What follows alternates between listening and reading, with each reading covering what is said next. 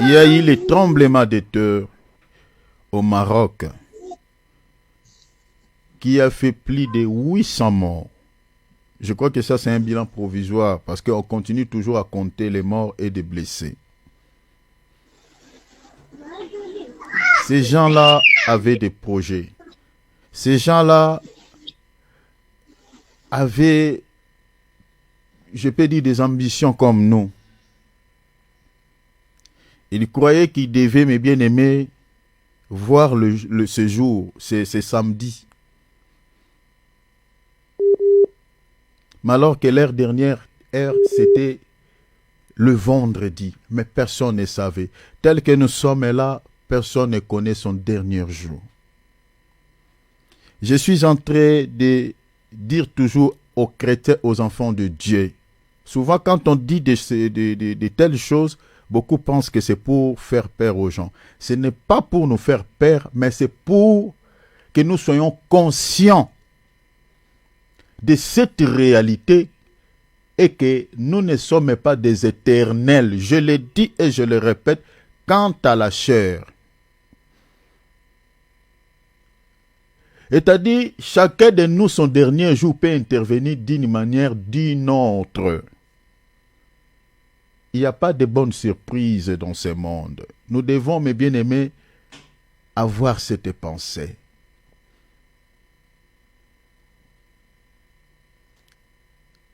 Ces gens, il y a plus de 800. Il y a des parents qui ont laissé des enfants. Il y a des enfants qui sont partis, certains couples sont restés sans enfants. Il y a des enfants qui sont devenus orphelins du coup. Des personnes qui sont âgées, qui ont perdu des enfants, qui n'auront plus peut-être le pouvoir de mettre au monde. Il y a d'autres, au moment où nous sommes en train de parler, ne savent plus qui vont les prendre en charge, qui vont les nourrir. En Afrique, la réalité est que ce n'est pas comme en Europe. Je ne sais pas si le même système, je ne sais pas si ce même système se trouve aussi au Maroc, mais je pense. En Afrique, l'école, c'est l'argent, c'est les païens qui payent. C'est compliqué. Si le Seigneur tarde à venir, j'ai toujours dit que l'enlèvement de l'Église peut intervenir aussi par la voie de la mort. Parce que l'enlèvement, c'est la fin des temps. La fin des temps de toute chair peut intervenir aussi par la voie de la mort.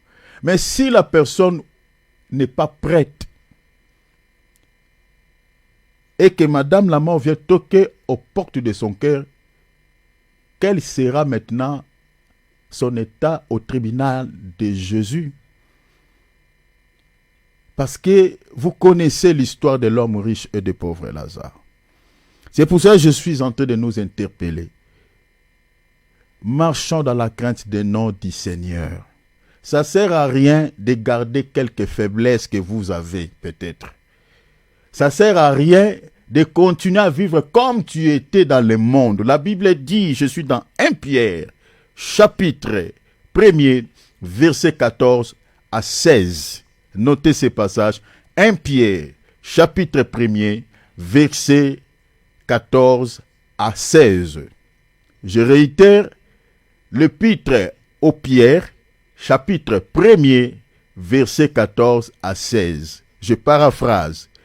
Ne vous conformez pas à la convoitise d'autrefois, quand vous étiez encore dans l'ignorance. Mais comme celui qui vous a appelé est saint, vous aussi marchez saint dans toute votre conduite, comme votre Père est saint. Marchons dans la vie de la crainte de notre Seigneur. C'est la seule visa qui te permettra, le seul visa plutôt qui te permettra d'hériter les ciels.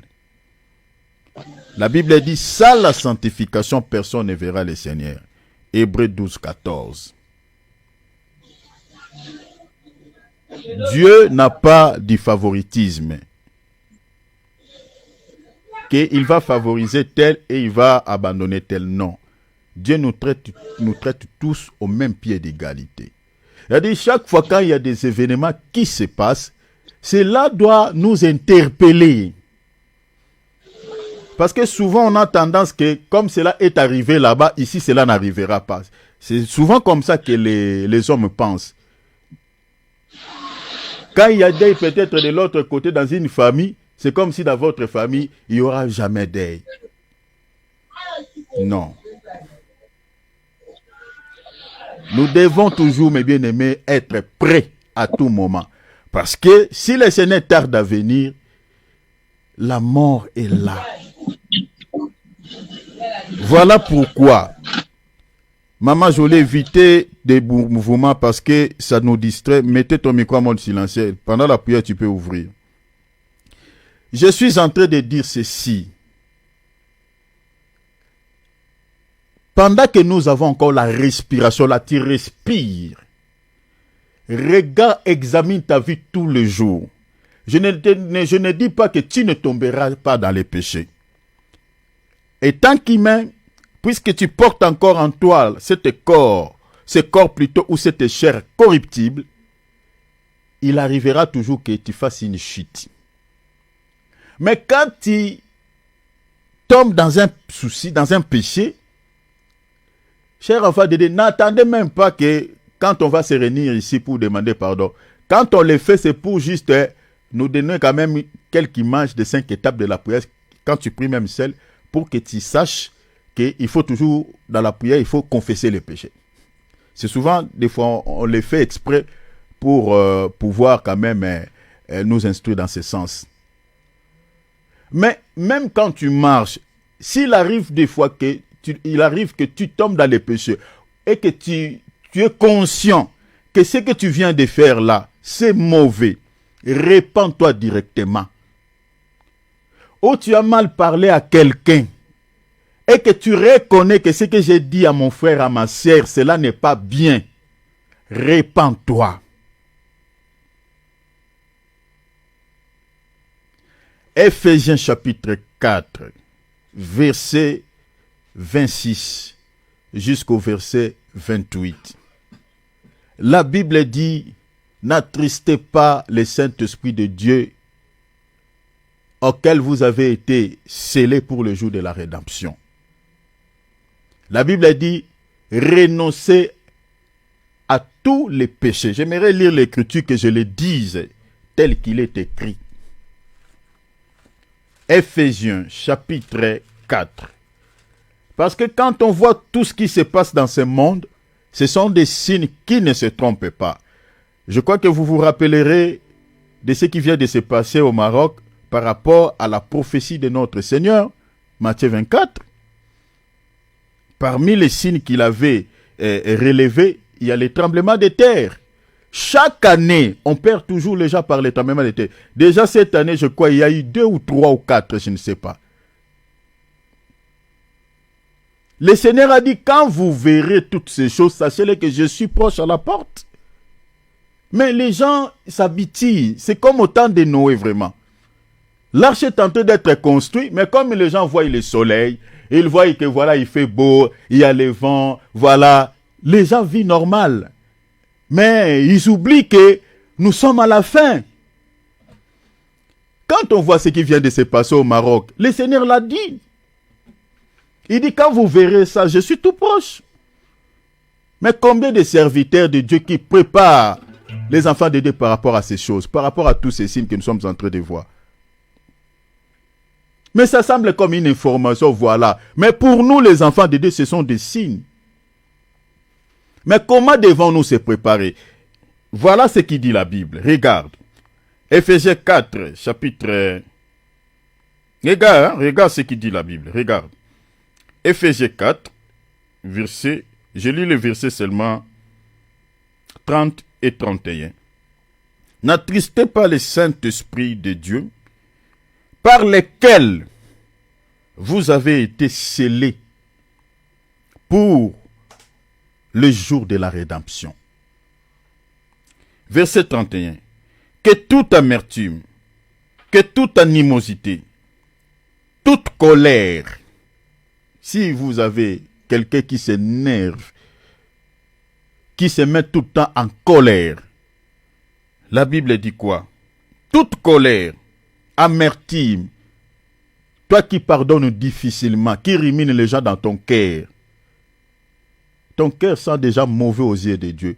Parce qu'il y a des gens qui t'ont fait du mal, que tu as gardé dans ton cœur. Libérez toutes ces personnes, ouvre ton cœur, relâchez-les. Tu les as enfermés dans une prison. Relâchez-les.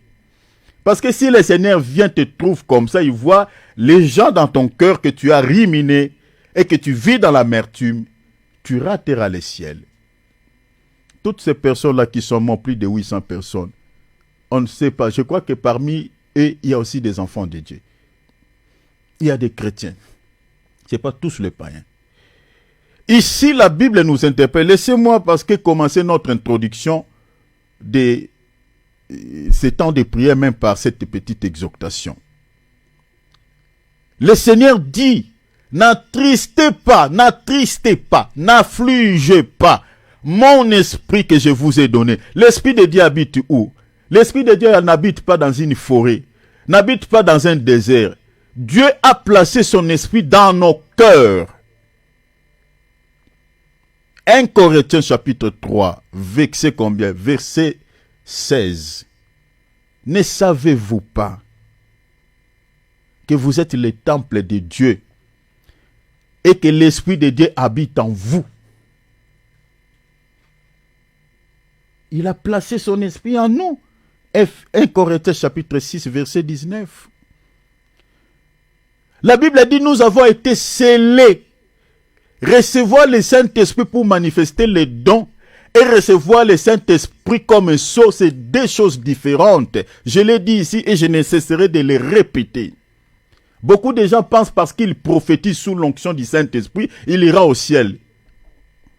Détrompez-vous. Matthieu chapitre 7, verset 23. N'avons-nous pas prophétisé à ton nom? Ils avaient prophétisé par quel esprit? N'est-ce pas par l'Esprit de Dieu? N'avons-nous pas fait des miracles à ton nom? N'est-ce pas les dons des miracles aussi? C'est les dons que le Saint-Esprit donne. Mais le Seigneur leur dit quoi? Je ne vous ai jamais connu parce que vous étiez dans l'iniquité. On peut avoir les dons spirituels et continuer à vivre dans les péchés. Les dons ne seront pas fermés, supprimés, continueront toujours à fonctionner. Mais il est impossible à une personne qui a reçu le Saint-Esprit comme un sceau et qu'il perd les salis. Impossible. Parce que quand on reçoit le Saint-Esprit comme un sceau, c'est pour le jour de la rédemption, dit ces passages. N'attristez pas le Saint-Esprit de Dieu. Voyez, par lequel vous avez été scellés pour le jour de la rédemption. Le jour de la rédemption, c'est le jour de l'enlèvement. C'est le jour de l'enlèvement. C'est-à-dire, ceux qui ont le sceau, c'est ceux qui seront enlevés. Impossible à une personne qui a reçu le sceau de l'esprit de perdre les salis. Mais regardez le texte dit quoi? Il ne faut pas l'attrister. Comment on attriste le Saint-Esprit? C'est le verset 31 qui nous donne une liste ici. Une personne qui vit dans l'amertume, il afflige l'Esprit de Dieu. Une personne qui demeure encore dans la colère, il attriste le Saint-Esprit. Une personne qui vit dans l'animosité, dans l'inimité, tous ces péchés-là que vous connaissez, c'est ça ce qui afflige l'Esprit de Dieu. Et une telle personne, s'il meurt par un tremblement de terre, son sort final sera quoi? On dira quoi? Ça fait mal quand on voit ce qui se passe dans le monde. Mais nous n'avons pas la force de lutter contre Dieu.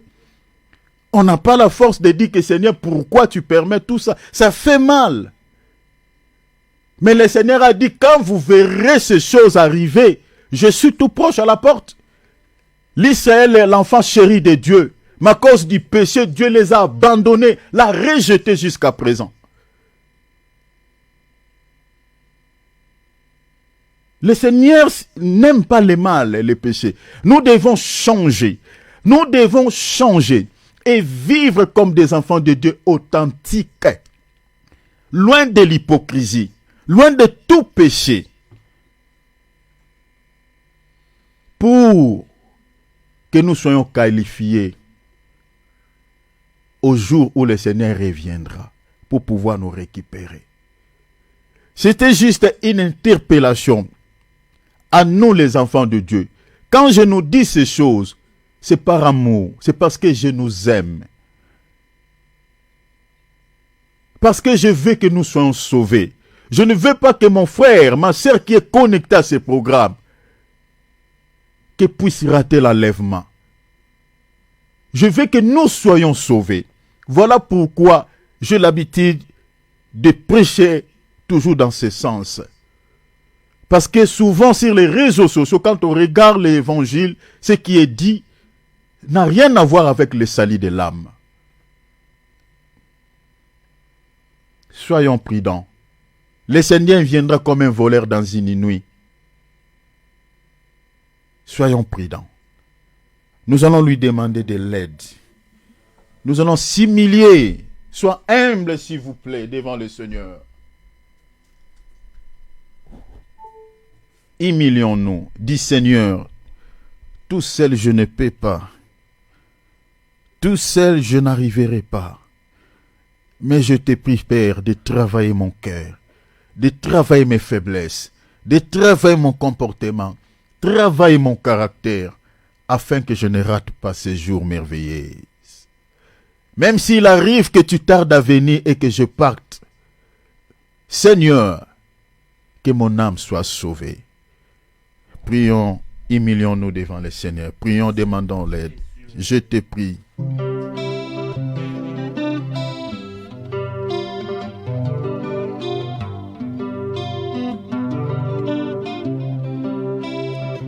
Touche nos problèmes, touche nos problèmes, touche nos problèmes, Seigneur, touche nos problèmes.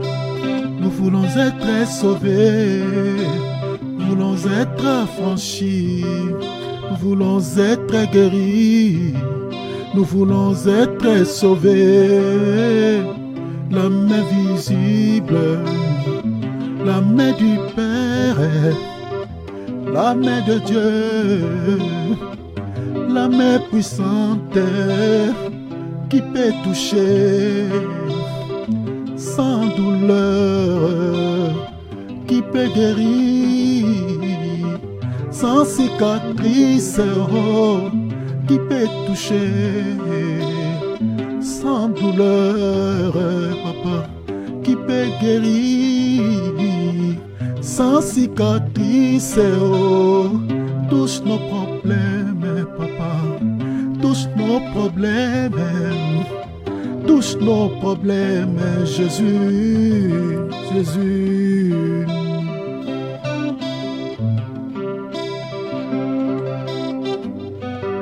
Papa, s'il te plaît, touche-nous, guéris-nous. Si Jésus-Christ, mettons hors d'état de nuit toute force diabolique. Détruisons les plans sataniques. Détruisons toutes les réclamations au sujet de ta vie, de ta famille. Détruisons par le nom de Jésus, qui est une arme puissante pour détruire les œuvres de l'ennemi. La Bible me dit, le Fils de Dieu a pari afin de détruire les œuvres de l'ennemi. Jésus-Christ n'était pas venu sur la terre pour jouer avec Satan. Jésus-Christ n'était pas venu sur la terre pour faire des blagues avec des démons. Mais la Bible me dit, il a apparu afin de détruire les œuvres de l'ennemi. Prends cette écriture. Tu rappelleras cela dans tes prières au Seigneur. Tu le rappelleras, même pendant que nous allons prier là. Tu vas dire, Seigneur, moi je sais que ta présence sur la terre, la Bible me dit, c'était afin de détruire les œuvres des ténèbres, les œuvres de Satan. Prends cette écriture. Honderia brada, 1 Jean. 1 Jean. Alléluia. Alléluia. 1 Jean chapitre 3. Lis le verset 8. Le verset 8. La Bible dit ceci. Celui qui pêche est du diable, car le diable pêche dès le commencement. Mais regardez la partie qui m'intéresse, c'est la partie B. Le Fils de Dieu apparut afin de détruire les œuvres du diable. Le Fils de Dieu apparut afin de détruire les œuvres du diable. Jésus n'était pas venu sur la terre pour jouer avec Satan, mais c'est afin de détruire ses œuvres. Je ne sais pas les œuvres de Satan qui continuent à persister dans ta vie. Je ne sais pas. Ça peut être une maladie que le diable a semé. Ça peut être un souci quelconque que le diable a semé dans ta famille. Mais rappelle au Seigneur cette écriture. Tu lui diras, papa. Tu lui diras, papa, moi je sais, ta mission sur la terre, Seigneur, c'était afin de détruire les œuvres du diable dans ma vie. Seigneur, regardez cette situation que le diable m'a imposée. Seigneur, regardez cette situation que le diable a introduite dans ma vie, dans ma famille. Je te prie, Seigneur, de pouvoir les détruire maintenant au nom de Jésus. Prions alléluia, prions alléluia, prions alléluia. Mande remasaka, mando robo shenden. Indaraba Soto. Je sais que la Bible me dit, le Fils de Dieu apparut afin de détruire les œuvres de Satan, les œuvres du diable. Je me lève, Jésus. Ekeria kitia masunakina londo. Tu m'as donné la vie, tu m'as donné la paix. Tu m'as donné la joie, Seigneur, à cause de ton amour, à cause de ton amour dans ma vie, à cause de ton amour, à cause de ton amour dans nos vies, à cause de ton amour. Tu m'as donné la vie éternelle, à cause de ton amour. Tu es digne d'être adoré, mon Dieu, à cause de ton amour. Tu m'as donné la vie éternelle, à cause de ton amour. Tu m'as donné la paix, tu m'as donné la joie, tu m'as donné la vie. À cause de ton amour. À cause de ton amour, tu es digne d'être adoré, papa. Et à cause de ton amour, tu m'as donné la vie éternelle. Et à cause de ton amour, tu m'as donné la paix, tu m'as donné la joie, tu m'as donné la vie, tu m'as donné la santé. Oh, oh, oh. Je t'aime. Merci pour l'amour que tu ne cesses de manifester dans nos vies. Merci Jésus. Merci Papa. À cause de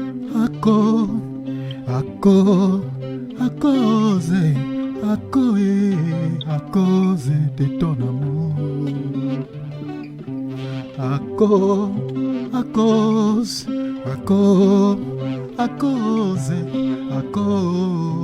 À cause de ton amour.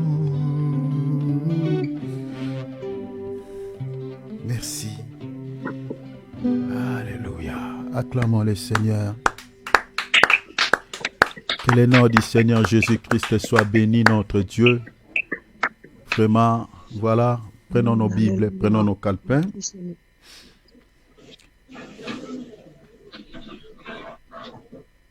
Vraiment, que le Seigneur de gloire vous bénisse tous au nom de Jésus. Voilà, on fait comme d'hab. Mettons nos micros en mode silencieux. Alléluia. Vraiment, que le Seigneur vous soit favorable, chers enfants de Dieu, en toutes choses. Alors, comme vous le savez bien,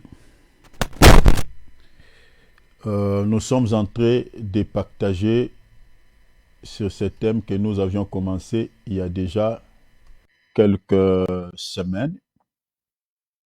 Donc, nous sommes en train de partager sur ce thème que nous avions intitulé « Sommes-nous véritablement au temps de la fin ?» Et nous avions mis encore comme sous-thème l'enlèvement. Donc, les temps auxquels nous sommes entrés de partager, hein, les temps auxquels nous sommes en train de faire l'étude pour savoir les temps, si nous sommes réellement au temps de la fin, c'est ça ce qui nous permettra de savoir si l'enlèvement de l'Église est tout proche.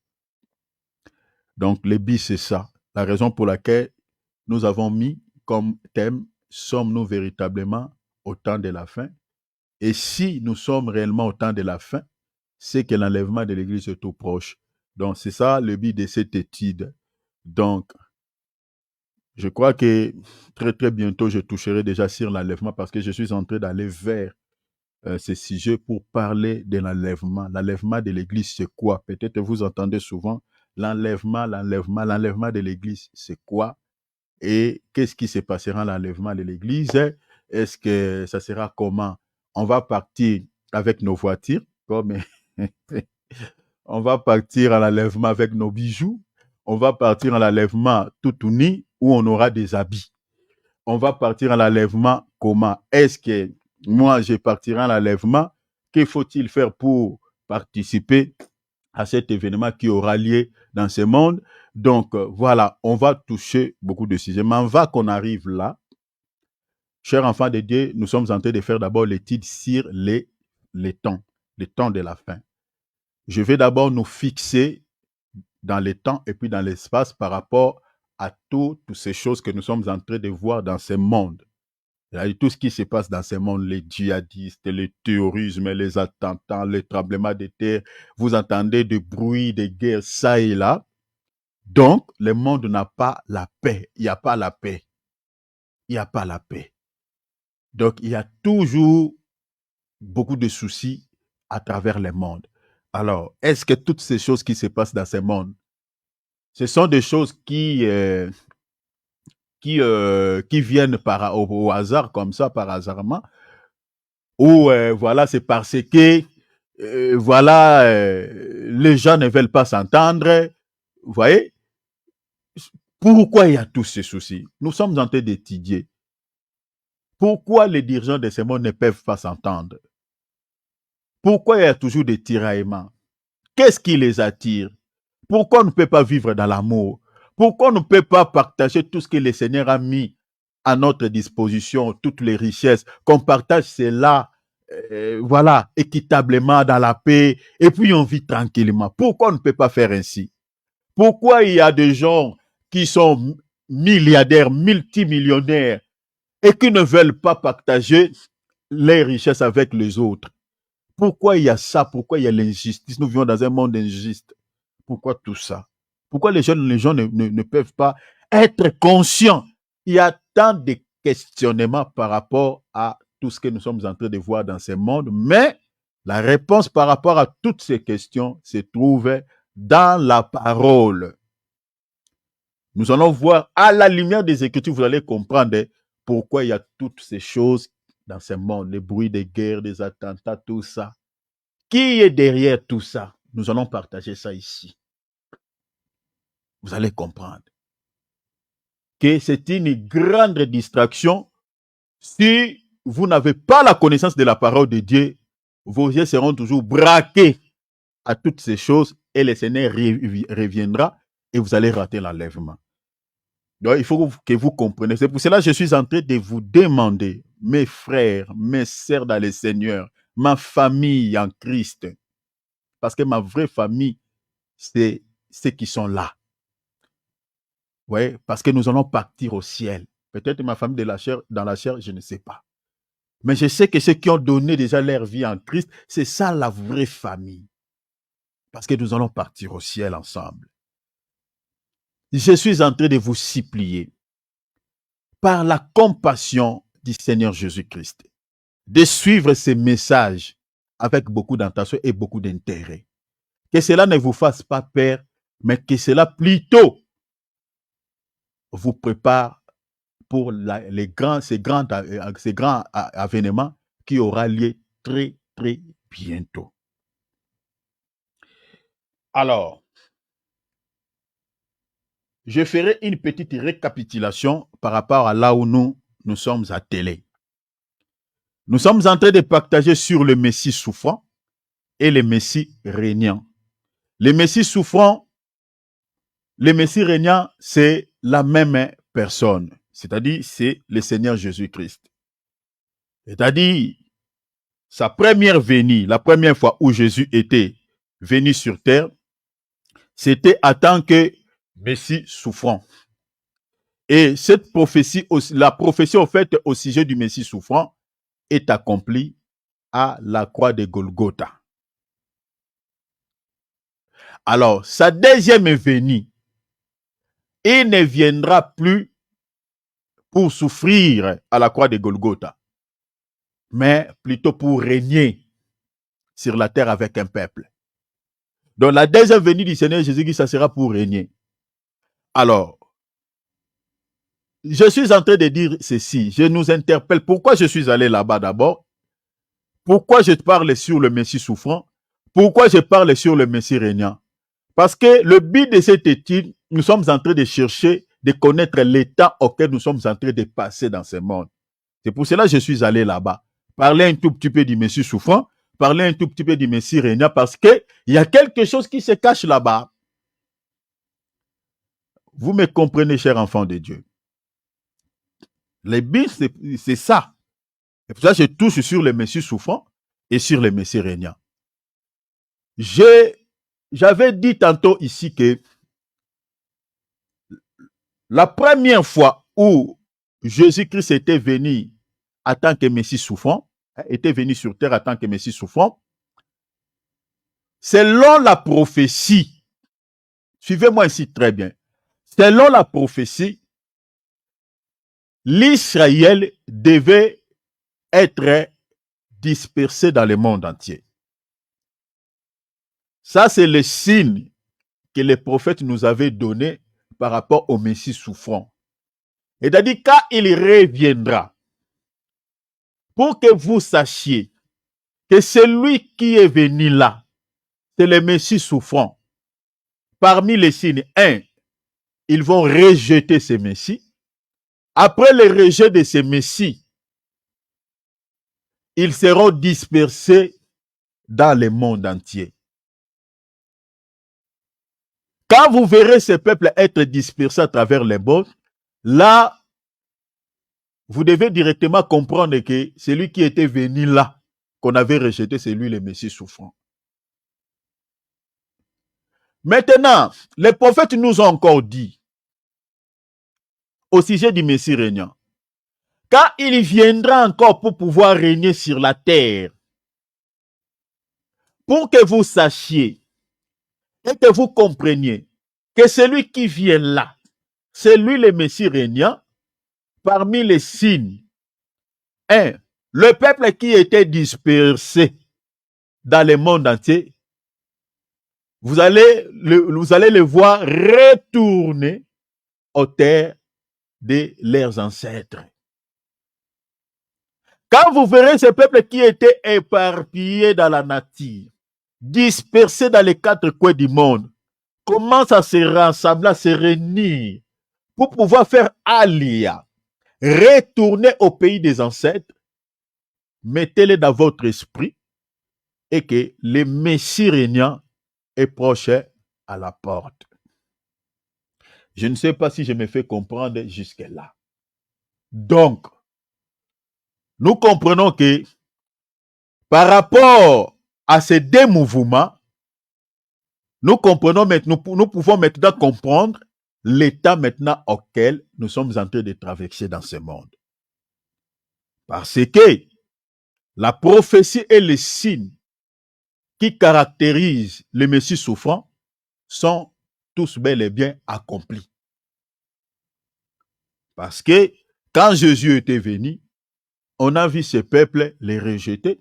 Après le rejet du Messie souffrant, nous voyons maintenant ce peuple être dispersés dans les quatre coins du monde, mais bien aimé à la Septante. Parce que la prophétie sur la dispersion du peuple d'Israël dans le monde entier est accomplie à la Septante. Cette prophétie s'est accomplie à l'A 130, l'A 133, l'A 135. il n'y avait personne à l'État d'Israël. Tous étaient dispersés. Quand on dit dans les 4 coins du monde, ça dit dans tous les pays que vous connaissez dans le monde.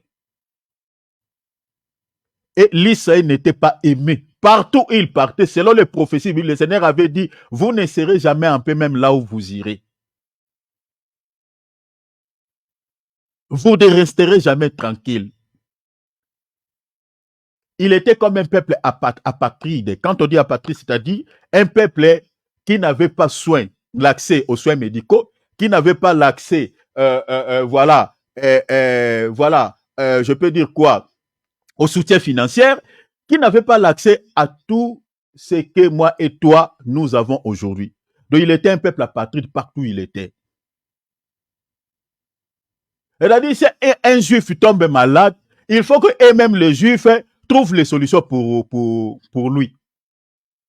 Donc, dans les pays auxquels ils vivaient, ils étaient toujours entre la marteau et l'enclume, entre la vie et la mort. S'il y a un peuple qui a tant souffert dans ce monde, c'est les Juifs. Lisez même l'histoire, vous allez voir. Et ceux qui savent ces choses, je crois qu'ils sont d'accord avec moi. Ils n'ont jamais été en paix. Conformément aux prophéties bibliques. Alors, ça, c'est un des signes qui nous montre que celui qui était venu, celui que l'Israël avait rejeté, c'était bel et bien le Messie souffrant conformément aux prophéties.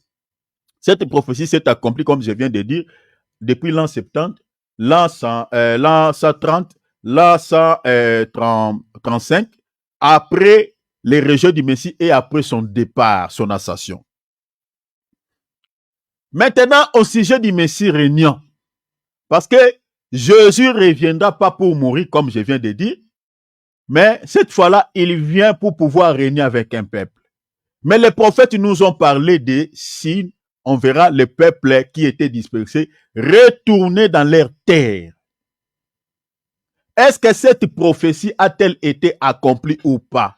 Nous disons oui et amen. La prophétie au sujet de ce peuple être ramené au pays de ses pères s'est accomplie depuis 1882.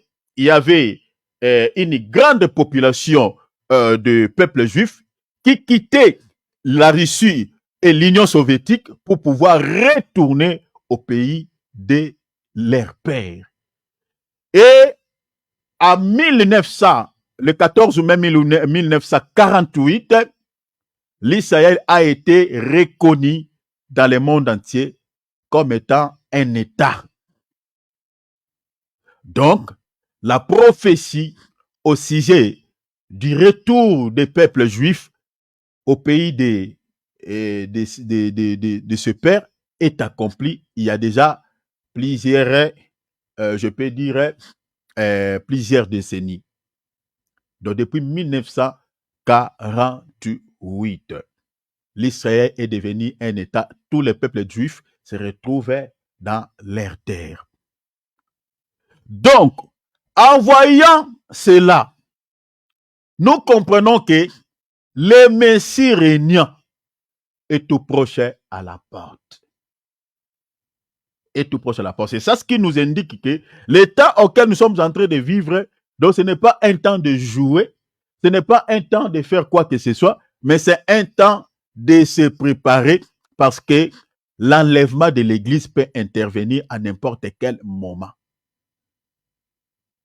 Parce que l'un des signes majeurs qui caractérise le retour du Seigneur Jésus-Christ est accompli.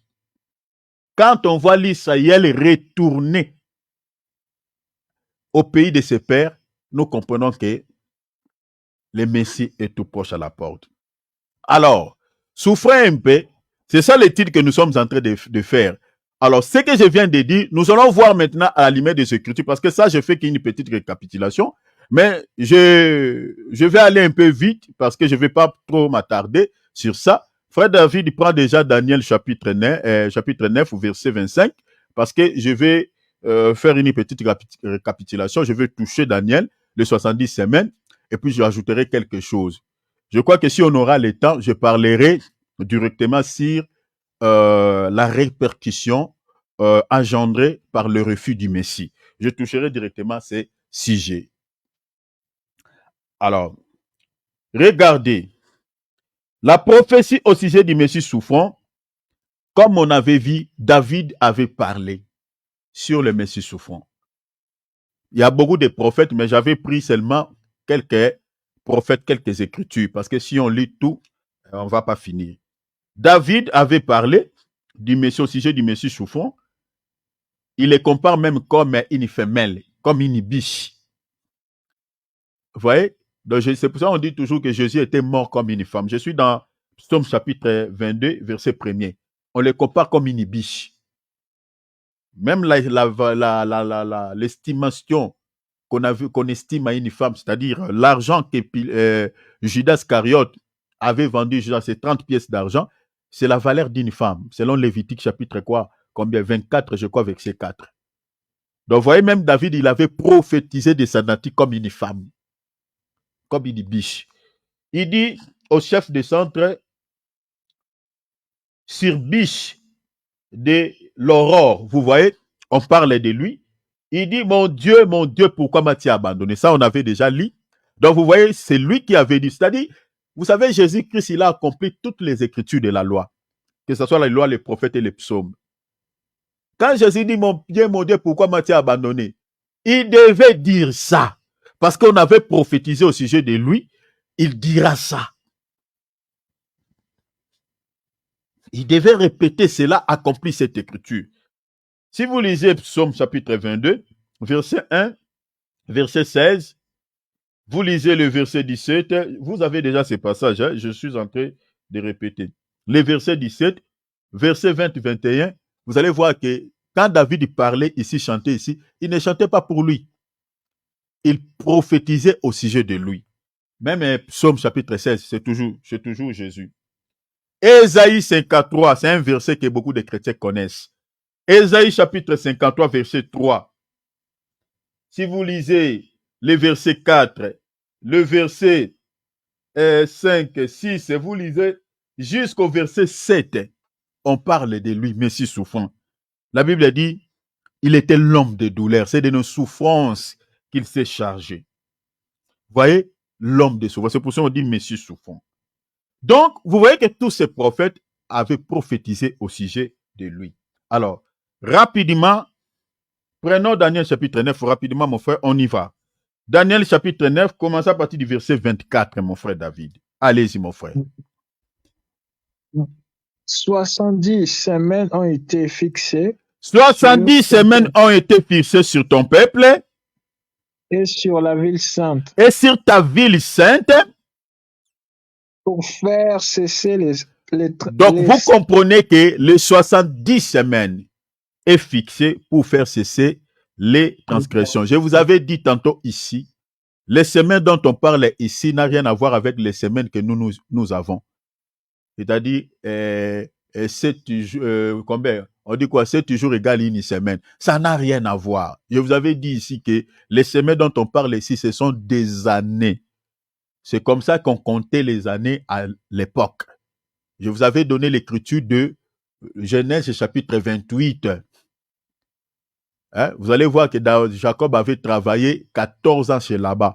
Mais vous allez voir dans les Écritures, on dit qu'il avait travaillé des semaines. Et l'écrivain nous a aidé à comprendre que ces 10 semaines-là, c'était bel et bien 7 ans. Si vous lisez ça, vous allez comprendre ça. Donc c'est comme ça qu'on calculait les années. Alors, quand on dit 70 semaines, donc vous allez faire 70 fois 7, ça va donner 490 ans. Donc, c'était des années. Alors, la Bible dit, cela a été fixé. Le but, c'est quoi? C'est de pouvoir faire cesser les transgressions. Et puis, quoi? Continuez, mon bien-aimé. Et mettre fin au péché. Vous voyez? Mettre fin au péché. Continuez. Pour expier l'iniquité. Toujours expier l'iniquité, mettre fin au péché. Et puis, faire quoi? Et amener la justice éternelle. C'est là où maintenant se trouve le grand problème. La Bible a dit amener la justice éternelle. Donc, cette partie, ce verset, nous avons ici dans ces versets des mouvements ou des temps. Vous comprenez? Le 70 a été donné, pour mettre fin au péché, et pour pouvoir faire quoi? La Bible dit, amener la justice éternelle. Je vais expliquer ça. Continuez d'abord. On dit encore? Ouais. Pour sceller la vision. Pour sceller la vision. Donc, parce que Daniel, notre bien-aimé, il était en train de recevoir ces choses dans une vision. C'est pour ça qu'il ne faut pas jamais négliger les songes et les visions. Quand vous recevez, Dieu vous parle au travers des songes et des visions, cher enfant, il ne faut jamais négliger. Ce qui est écrit ici, c'était dans un songe, dans une vision, Daniel voyait ça. Recevez ces messages. Mais maintenant, ici, on dit quoi? Les 70 a été donné pour faire cesser les transgressions, mettre fin au péché, expier l'iniquité et amener quoi? La justice éternelle. La Bible dit encore pour sceller la vision. Cela veut dire quoi? Je vais expliquer d'abord ça. Sceller la vision, quand on dit sceller la vision, en d'autres termes, sceller, en fait, c'est cacher. En d'autres termes, on peut dire cacheter la vision. Donc, quand on dit sceller ou cacheter la vision, cela veut dire que la vision que tu viens de recevoir, c'est-à-dire le langage que l'ange utilisait dans la vision, c'est pour attester à Daniel que les choses que je suis en train de te montrer ou de te dire est certifiée. Ne les néglige pas, est approuvé. Parce que quand on scelle une lettre, on met un sceau sur une lettre, c'est-à-dire c'est une lettre qui est approuvée. Ce verset est en relation même avec Job, chapitre 33, verset 14. Vous voyez? La Bible dit quand Dieu montre... Attends, on va lire ça. Allons, bien aimé David, toi tu restes là. Rapidement, moi je vais vous trouver ça. Pour que vous compreniez, c'est là la vision. Nous sommes dans l'enseignement, hein, souffrez un peu. On va lire. Je vous avais déjà dit, on va beaucoup lire. Nous sommes dans l'enseignement, c'est comme ça que vous allez grandir, c'est comme ça que vous aurez la connaissance de la parole de Dieu. Job chapitre 33, on lit les versets 14, souffrez, les versets 14 jusqu'au verset 17, et je lis rapidement, jusqu'au verset 18. Dieu parle cependant tantôt d'une manière, tantôt d'une autre. Vous voyez? On dit il parle. Ici, il parle à Daniel, il parle, mais dans des différentes manières. La Bible dit tantôt d'une manière, tantôt d'une autre, mais l'on n'y prend pas garde. Beaucoup de gens négligent de songes, ils reçoivent un songe, ils reçoivent une vision. Au lieu de tirer attention, mais qu'est-ce que Dieu m'a montré? Il néglige. C'est ça ce qui est dit ici, l'on n'y prend pas garde. Il parle par des songes, par des visions nocturnes. Vous voyez? Or, Daniel ici, il reçoit une vision. Et la Bible dit les 70 a été donné pour sceller la vision. Retenez ça. On dit, il parle par des visions nocturnes. Quand les hommes sont livrés à un profond sommeil. Donc Daniel, forcément, il était en train de dormir pendant que l'ange lui parlait. La Bible a dit, quand ils sont endormis sur leur couche, et la Bible a dit, alors, verset 16, il leur donne des avertissements. Chers enfants de Dieu, c'est-à-dire quand Dieu nous parle par des songes, par des visions, c'est pour nous avertir. C'est ça ce qui est dit ici. Il y a certaines personnes que Dieu les a avertis. Certains soucis qui devaient toucher leur vie. Et la personne n'a pas pris cela au sérieux. Et la chose est arrivée telle qu'il avait réussi cela dans la vision. Il y a des gens qui sont tombés malades comme ça. Il avait vu que non, il a été touché par une maladie grave. Et puis, il a négligé la vision. Il a négligé le songe. La chose est arrivée telle qu'il avait vu ça dans une vision. Le Seigneur l'avait averti. D'autres personnes, ils ont vu, voilà, peut-être un accident, peut-être, voilà. Quand il y a toujours des mauvaises choses, vous savez, Dieu, dans son amour, Dieu nous avertit toujours. Il nous met toujours en garde. La Bible dit, nous avertissent. La Bible dit, et met les sceaux. Sceaux, à d'autres termes, il scelle. Vous comprenez? Il met le sceau, il scelle. La Bible dit, il met le sceau à ses instructions. Je peux m'arrêter là pour gagner du temps. Donc, cela veut dire quoi? Quand on dit il met le sceau à ses instructions, c'est-à-dire les instructions qu'il te donne via les songes, via la vision, il met les sceaux, c'est-à-dire ne négligez pas ses rêves, ne néglige pas ses visions, Ce sont des songes, des visions qui sont des messages vrais qui s'accompliront. J'explique cela dans un langage plus vraiment simple pour que vous compreniez.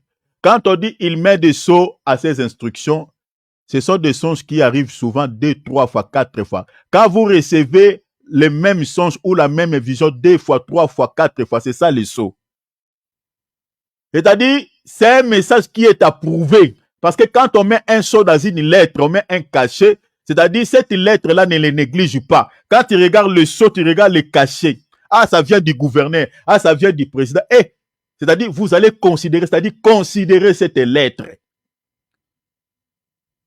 Une lettre qui n'est pas cachetée, c'est une lettre qu'on ne considère pas, qui n'est pas scellée.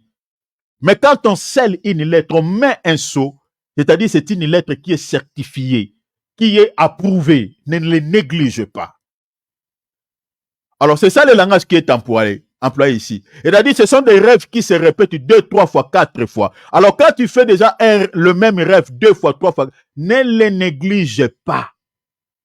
Le Seigneur est en train de te révéler quelque chose qui arrivera, qui s'accomplira. Et si c'est un message négatif, c'est-à-dire Dieu veut te voir maintenant dans sa présence, dans la prière. Il faut prier, soit il faut jeûner pour que cette chose-là ne t'atteigne pas. Alors la Bible dit ici, la vision est scellée. Donc là, je voulais dire tout simplement à Daniel que le message que je suis en train de te dire est approuvé, certifié. Ne le prends pas, ne le déconsidère pas, prends cela au sérieux. Vous avez vu ça? C'est ça. Alors, continuez, mon frère. Et pour oindre les saints des saints. On dit pour oindre les saints des saints. Et l'ange s'arrête là. Les saints des saints ici, c'est la personne du Seigneur Jésus-Christ. Donc, le 70 est donné pour pouvoir, 1, mettre fin au péché. Ça, c'est le premier mouvement. 2, amener la justice éternelle. Deuxième mouvement. 3, sceller la vision. Troisième mouvement. Quatrième mouvement, oindre ses desseins. C'est ça le but que le Seigneur a donné les 70 semaines. Je vous ai dit ici que mettre fin au péché, on dit les 70 pour mettre fin au péché. Cette partie déjà là est accomplie par la vie de notre Seigneur et Sauveur Jésus-Christ à la croix de Golgotha quand il était venu comme un Messie souffrant. Pourquoi? Parce que je nous ai dit ici, pour que le pardon soit accordé, il faut que le nombre 70 puisse être activé ou intervient. L'apôtre Pierre a dit, non? Combien de fois pardonnerai-je à mon frère qui a péché contre moi? Le Seigneur et l'apôtre Pierre dit, ne sera-ce que 7 fois. Vous comprenez? Parce que Pierre avait pris ce chiffre 7 où? Il avait pris ça dans la Bible. C'est dans les Tanakh.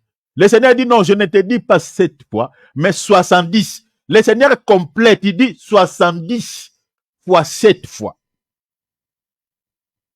Or, quand vous faites 70 fois 7 fois, ça donne combien? 490. Or, les 70 ici, quand on fait 70 fois 7 fois, ça donne 490. Donc, c'est-à-dire, le pardon est accordé au nombre 70. Vous voyez cela? Maintenant, le nombre 490 nous révèle quoi? Le nombre 490 nous révèle seulement les repos ou les jubilés. Je suis dans Lévitique chapitre 25. Ouais. Vous avez vu ça? Donc, c'est là-bas, le Seigneur a dit, un esclave, celui qui est esclave chez quelqu'un. C'est-à-dire, cette personne-là qui est esclave, qui travaille pour toi, là, c'était un commandement que Dieu avait donné aux Juifs. La personne que tu as retenue chez toi comme un esclave, qui travaille chez toi, tu le rendras libre et que tu ne lui demanderas rien. Il sortira s'il était parti chez toi comme un esclave avec sa femme et ses enfants. Tu vas les relâcher.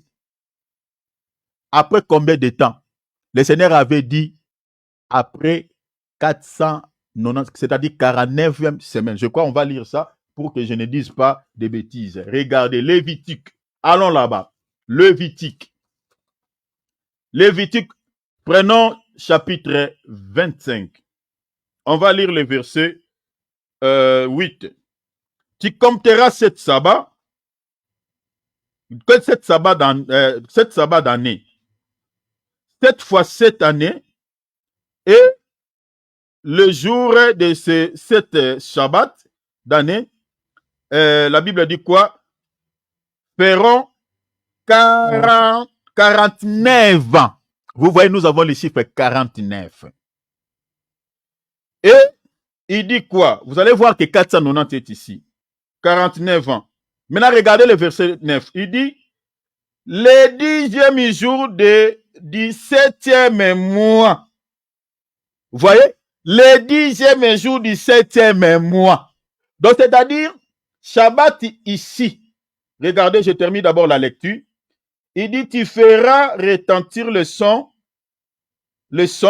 éclatant de la trompette le jour des expiations. Vous sonnerez de la trompette dans tout votre pays. Donc, ce Shabbat doit tomber le jour de l'expiation. C'était le jour où les sacrificateurs entraient avec le sang dans les lieux très saints pour expier les péchés du peuple. Vous avez vu ça, chers enfants de Dieu? Or, les 70 a été donné pour expier les péchés. Vous avez vu ça? Donc, c'est-à-dire ici, on sonne les trompettes au 49e Shabbat. Mais la Bible dit quoi? 4e jour, le 10e jour. Donc, quand vous faites 49 fois 10, ça donne 490. Vous avez vu ça? Parce que nous avons le nombre 49 et nous avons le chiffre 10, le même jour. Donc, c'est ça ce qui donne 490. Et ça tombe le jour où les souverains sacrificateurs entraient dans les lieux très saints avec le sang de l'animal pour pouvoir présenter devant Dieu afin que le péché du peuple soit expié. Alors, regardez maintenant, on dit quoi? Si vous lisez les textes jusqu'ici, vous allez voir, on dit, et vous sanctifierez les 50e années, vous publierez la liberté dans le pays pour tous ses habitants. Ça sera pour vous le jubilé. Chacun plutôt de vous retournera dans sa propriété. Et chacun de vous retournera dans sa famille. Donc vous voyez ici, les Shabbats ici, quand le chiffre 490 intervient, c'est là accorder la liberté aux esclaves, et celui qui avait perdu sa propriété l'a retrouvé ce jour-là. Chers enfants de Dieu, vous savez ici le Shabbat, le vrai Shabbat ici, c'est la personne du Seigneur Jésus-Christ. C'est lui qui a dit que venez à moi et je vous donnerai du repos. Chers enfants de Dieu, je suis en train de dire à quelqu'un, le fait que tu es en Christ, tout ce que l'ennemi t'avait volé, tout ce que tu avais perdu, en Christ, tu le retrouveras. Parce que Dieu ne peut pas se renier et le Seigneur ne peut pas se contredire de sa parole. Si dans l'ombre, le Seigneur faisait cela, physiquement, aujourd'hui, nous disons que le Seigneur le fait aussi dans nos vies. Nous avons connu des sœurs qui ont perdu la maternité. Mais le fait qu'il a donné seulement sa vie à Jésus-Christ, c'est qu'il avait perdu, il l'a retrouvé. Parce que le vrai Shabbat, le vrai repos, c'est le Seigneur Jésus-Christ. Donc vous voyez ici, ces choses, c'était l'ombre des choses à venir. Parce que les 49, les 490, c'est là accorder la délivrance au peuple. Celui qui avait perdu sa propriété, la Bible dit, l'a retrouvé. Je suis en train de te dire, tout ce que tu as perdu au nom de Jésus-Christ, le fait que tu es en Christ, tu le retrouveras au nom de Jésus. Donc je suis allé là-bas pour nous montrer que le nombre 499, c'est-à-dire, c'est un nombre qui accorde, 1, le pardon au péché du peuple, 2, tout ce que le peuple avait perdu, la retrouve. Or, l'Israël, il a perdu beaucoup de choses à cause du péché. Il a perdu la royauté, il a perdu les sacrifices, il a perdu le culte, il a perdu tout. Il a perdu l'honneur. S'il y a un peuple qui a été humilié dans ce monde, c'est l'Israël. Mais c'est un peuple qui était considéré parmi toutes les nations. Il a tout perdu. Mais quand est-ce que l'Israël retrouvera tout ce qu'il avait perdu? C'est lorsque maintenant l'ère roi viendra, le Seigneur Jésus-Christ retournera pour établir son règne sur la terre. C'est en ce moment-là, quand il va pardonner leurs péchés, c'est en ce moment-là, ce peuple-là retrouvera sa place qu'il avait perdue.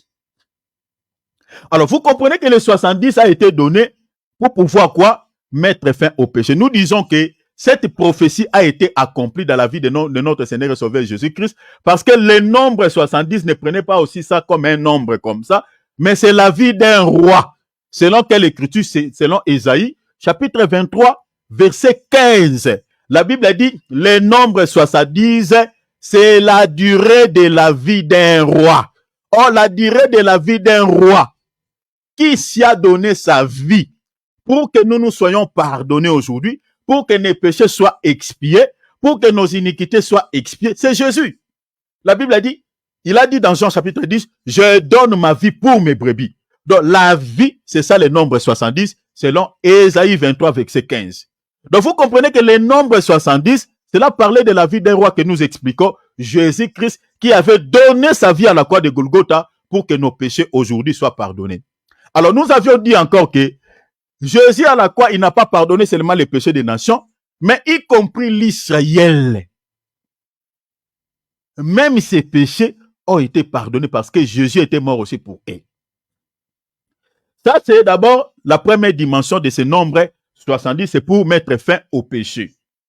Parce que vous savez que l'Israël a commis beaucoup de péchés. Comme on avait vu dans 2 Chroniques, chapitre 36. Si vous lisez même, vous remontez même plus loin, vous allez voir qu'il avait commis beaucoup de péchés. Qui avait fait que Dieu puisse rejeter ce peuple. Alors la Bible a dit, le nombre 70 a été donné aussi pour mettre quoi? Pour amener la justice éternelle. Cette prophétie s'accomplira au retour glorieux du Seigneur Jésus-Christ. Si vous lisez Zacharie chapitre 14, vous verrez ça. C'est là où Dieu établira une justice éternelle. Lisez Zacharie 14, tous les chapitres. Vous allez voir ça là-bas. Donc, c'est-à-dire au retour de notre Seigneur. C'est pour ça que je vous avais dit que la délivrance des enfants d'Israël, selon les prophéties bibliques, vont s'accomplir en plusieurs phases. Il y a le pardon du péché, il y a la justice éternelle, il faut que la vision, le 70 a été donné aussi pour sceller la vision et d'aider pour oindre saint des saints. Or, quand on dit pour oindre saint des saints, quand on oint un saint, c'est pour que, je vous avais dit ici, on déversait l'huile sur la tête des deux personnes. Un sur le roi et puis sur les sacrificateurs. Donc, le saint des saints qui sera oigné ici, ce n'est que le Seigneur Jésus-Christ qui reviendra comme un roi, qui régnera sur l'Israël et puis sur toute la terre, qui sera le roi des peuples juifs et puis le roi de toutes les nations de la terre. Vous comprenez? Quand il va récupérer selon Apocalypse chapitre, chapitre 11, à partir du verset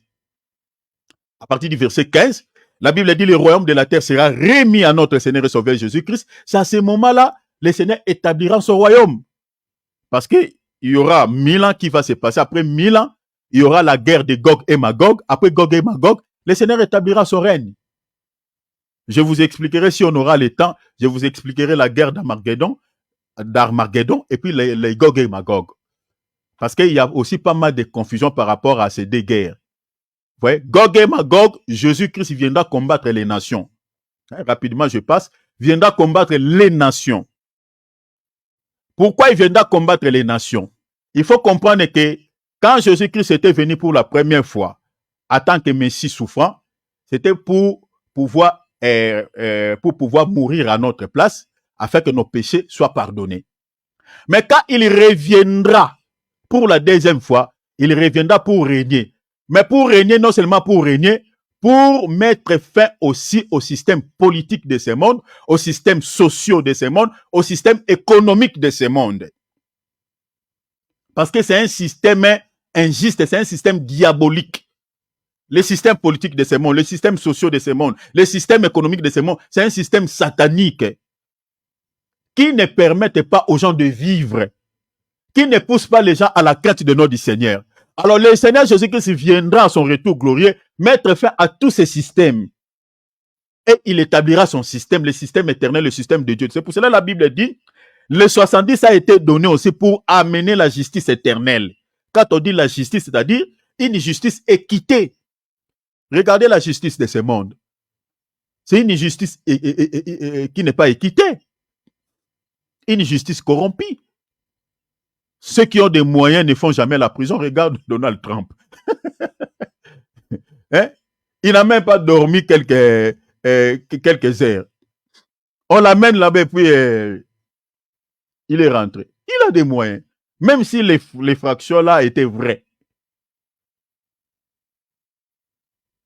Il est sorti parce qu'il a payé. Mais ceux qui sont tentés de souffrir dans des prisons, la majorité ce sont des pauvres, la majorité ce sont des innocents. Quand vous n'êtes pas d'accord avec leur système, on te met en prison. Alors Jésus viendra à son retour glorieux, il viendra mettre fin à ces systèmes-là, systèmes politiques, socio-économiques. C'est à ce moment-là, il viendra maintenant pour mettre maintenant fin à ces systèmes et combattre les rois de la terre. Maintenant, ils vont se réunir où? Ils vont se réunir dans un lieu qu'on appelle Armageddon. Vous voyez cela? C'est là où on parle de la guerre d'Armageddon. Il combattra les rois de la terre.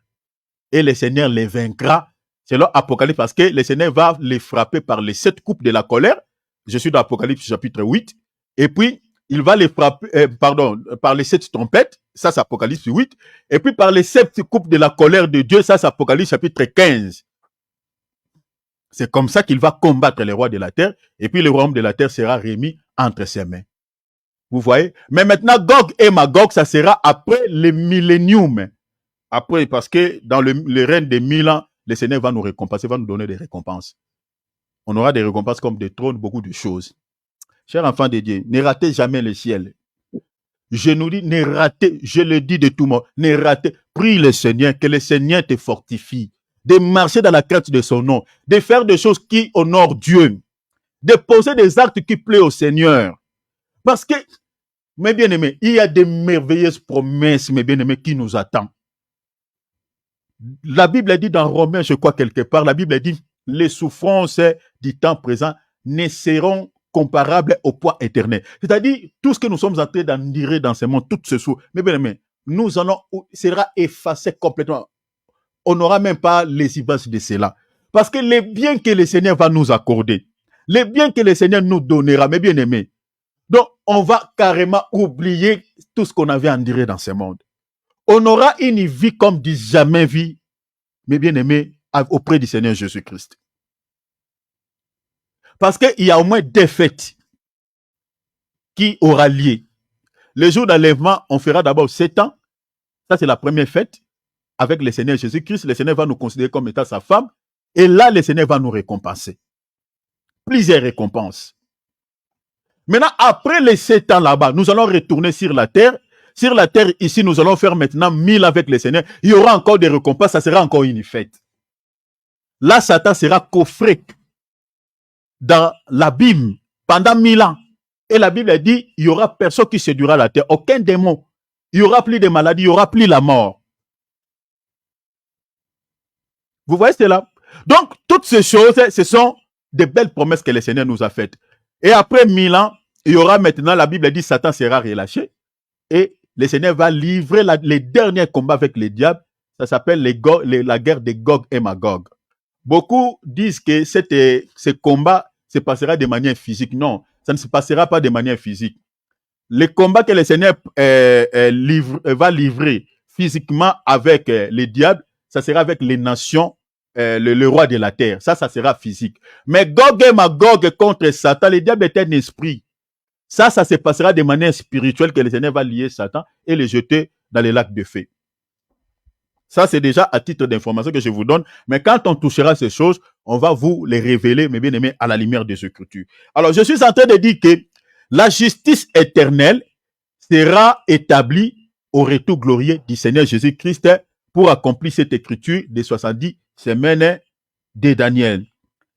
Le point qui sera, et le sein de ce qui sera uni, c'est le Seigneur Jésus-Christ, c'est-à-dire, c'est un langage que la Bible utilise, mais en réalité, il aura en fait l'autorité, parce que quand on oint un roi comme David aussi était oint par Samuel, vous voyez, Donc, David était aussi un de l'Éternel, selon les Écritures que je vous avais fournies ici. Samuel aussi, pareil. Vous comprenez? Oh, le Seigneur Jésus-Christ, lui, on ne déverse pas l'huile physique sur sa tête, mais c'est son esprit lui-même qui l'est oint. Hein, comme il dit dans Luc chapitre 4, verset 18, l'esprit du Seigneur est sur moi, il m'a oint.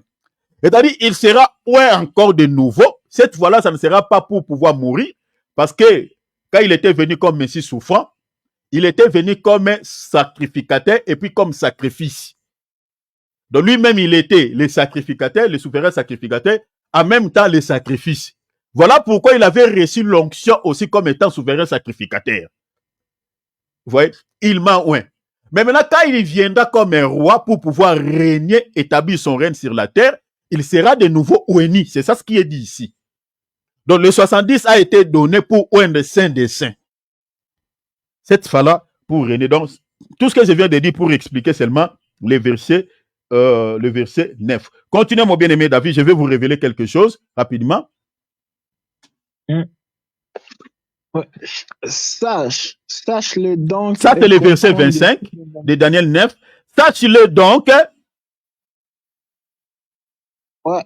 Et comprends. Où la parole a été annoncée à Jérusalem.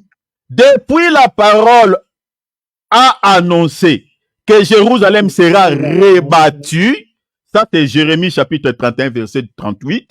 C'est-à-dire, la parole a été annoncée par Jérémie, hein, selon les versets que je vous ai donnés. La parole a été annoncée. On dit, depuis que la parole a annoncé que Jérusalem sera rebâtie, Jérémie 31, verset 38, continuez. Jusqu'au loin.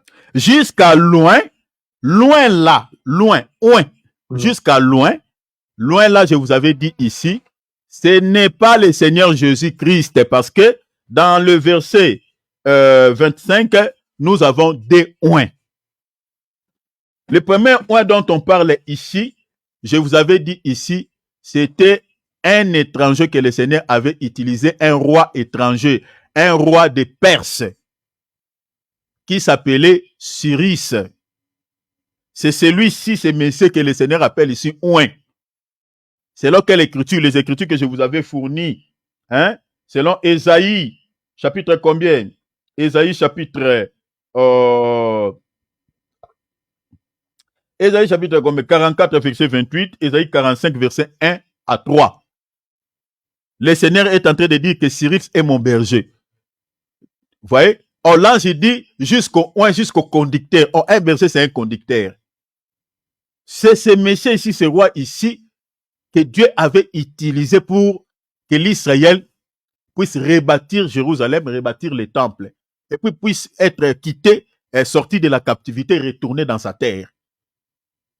Vous comprenez? C'est pour cela que je vous avais dit ici que j'ai partagé cela même sur ma page.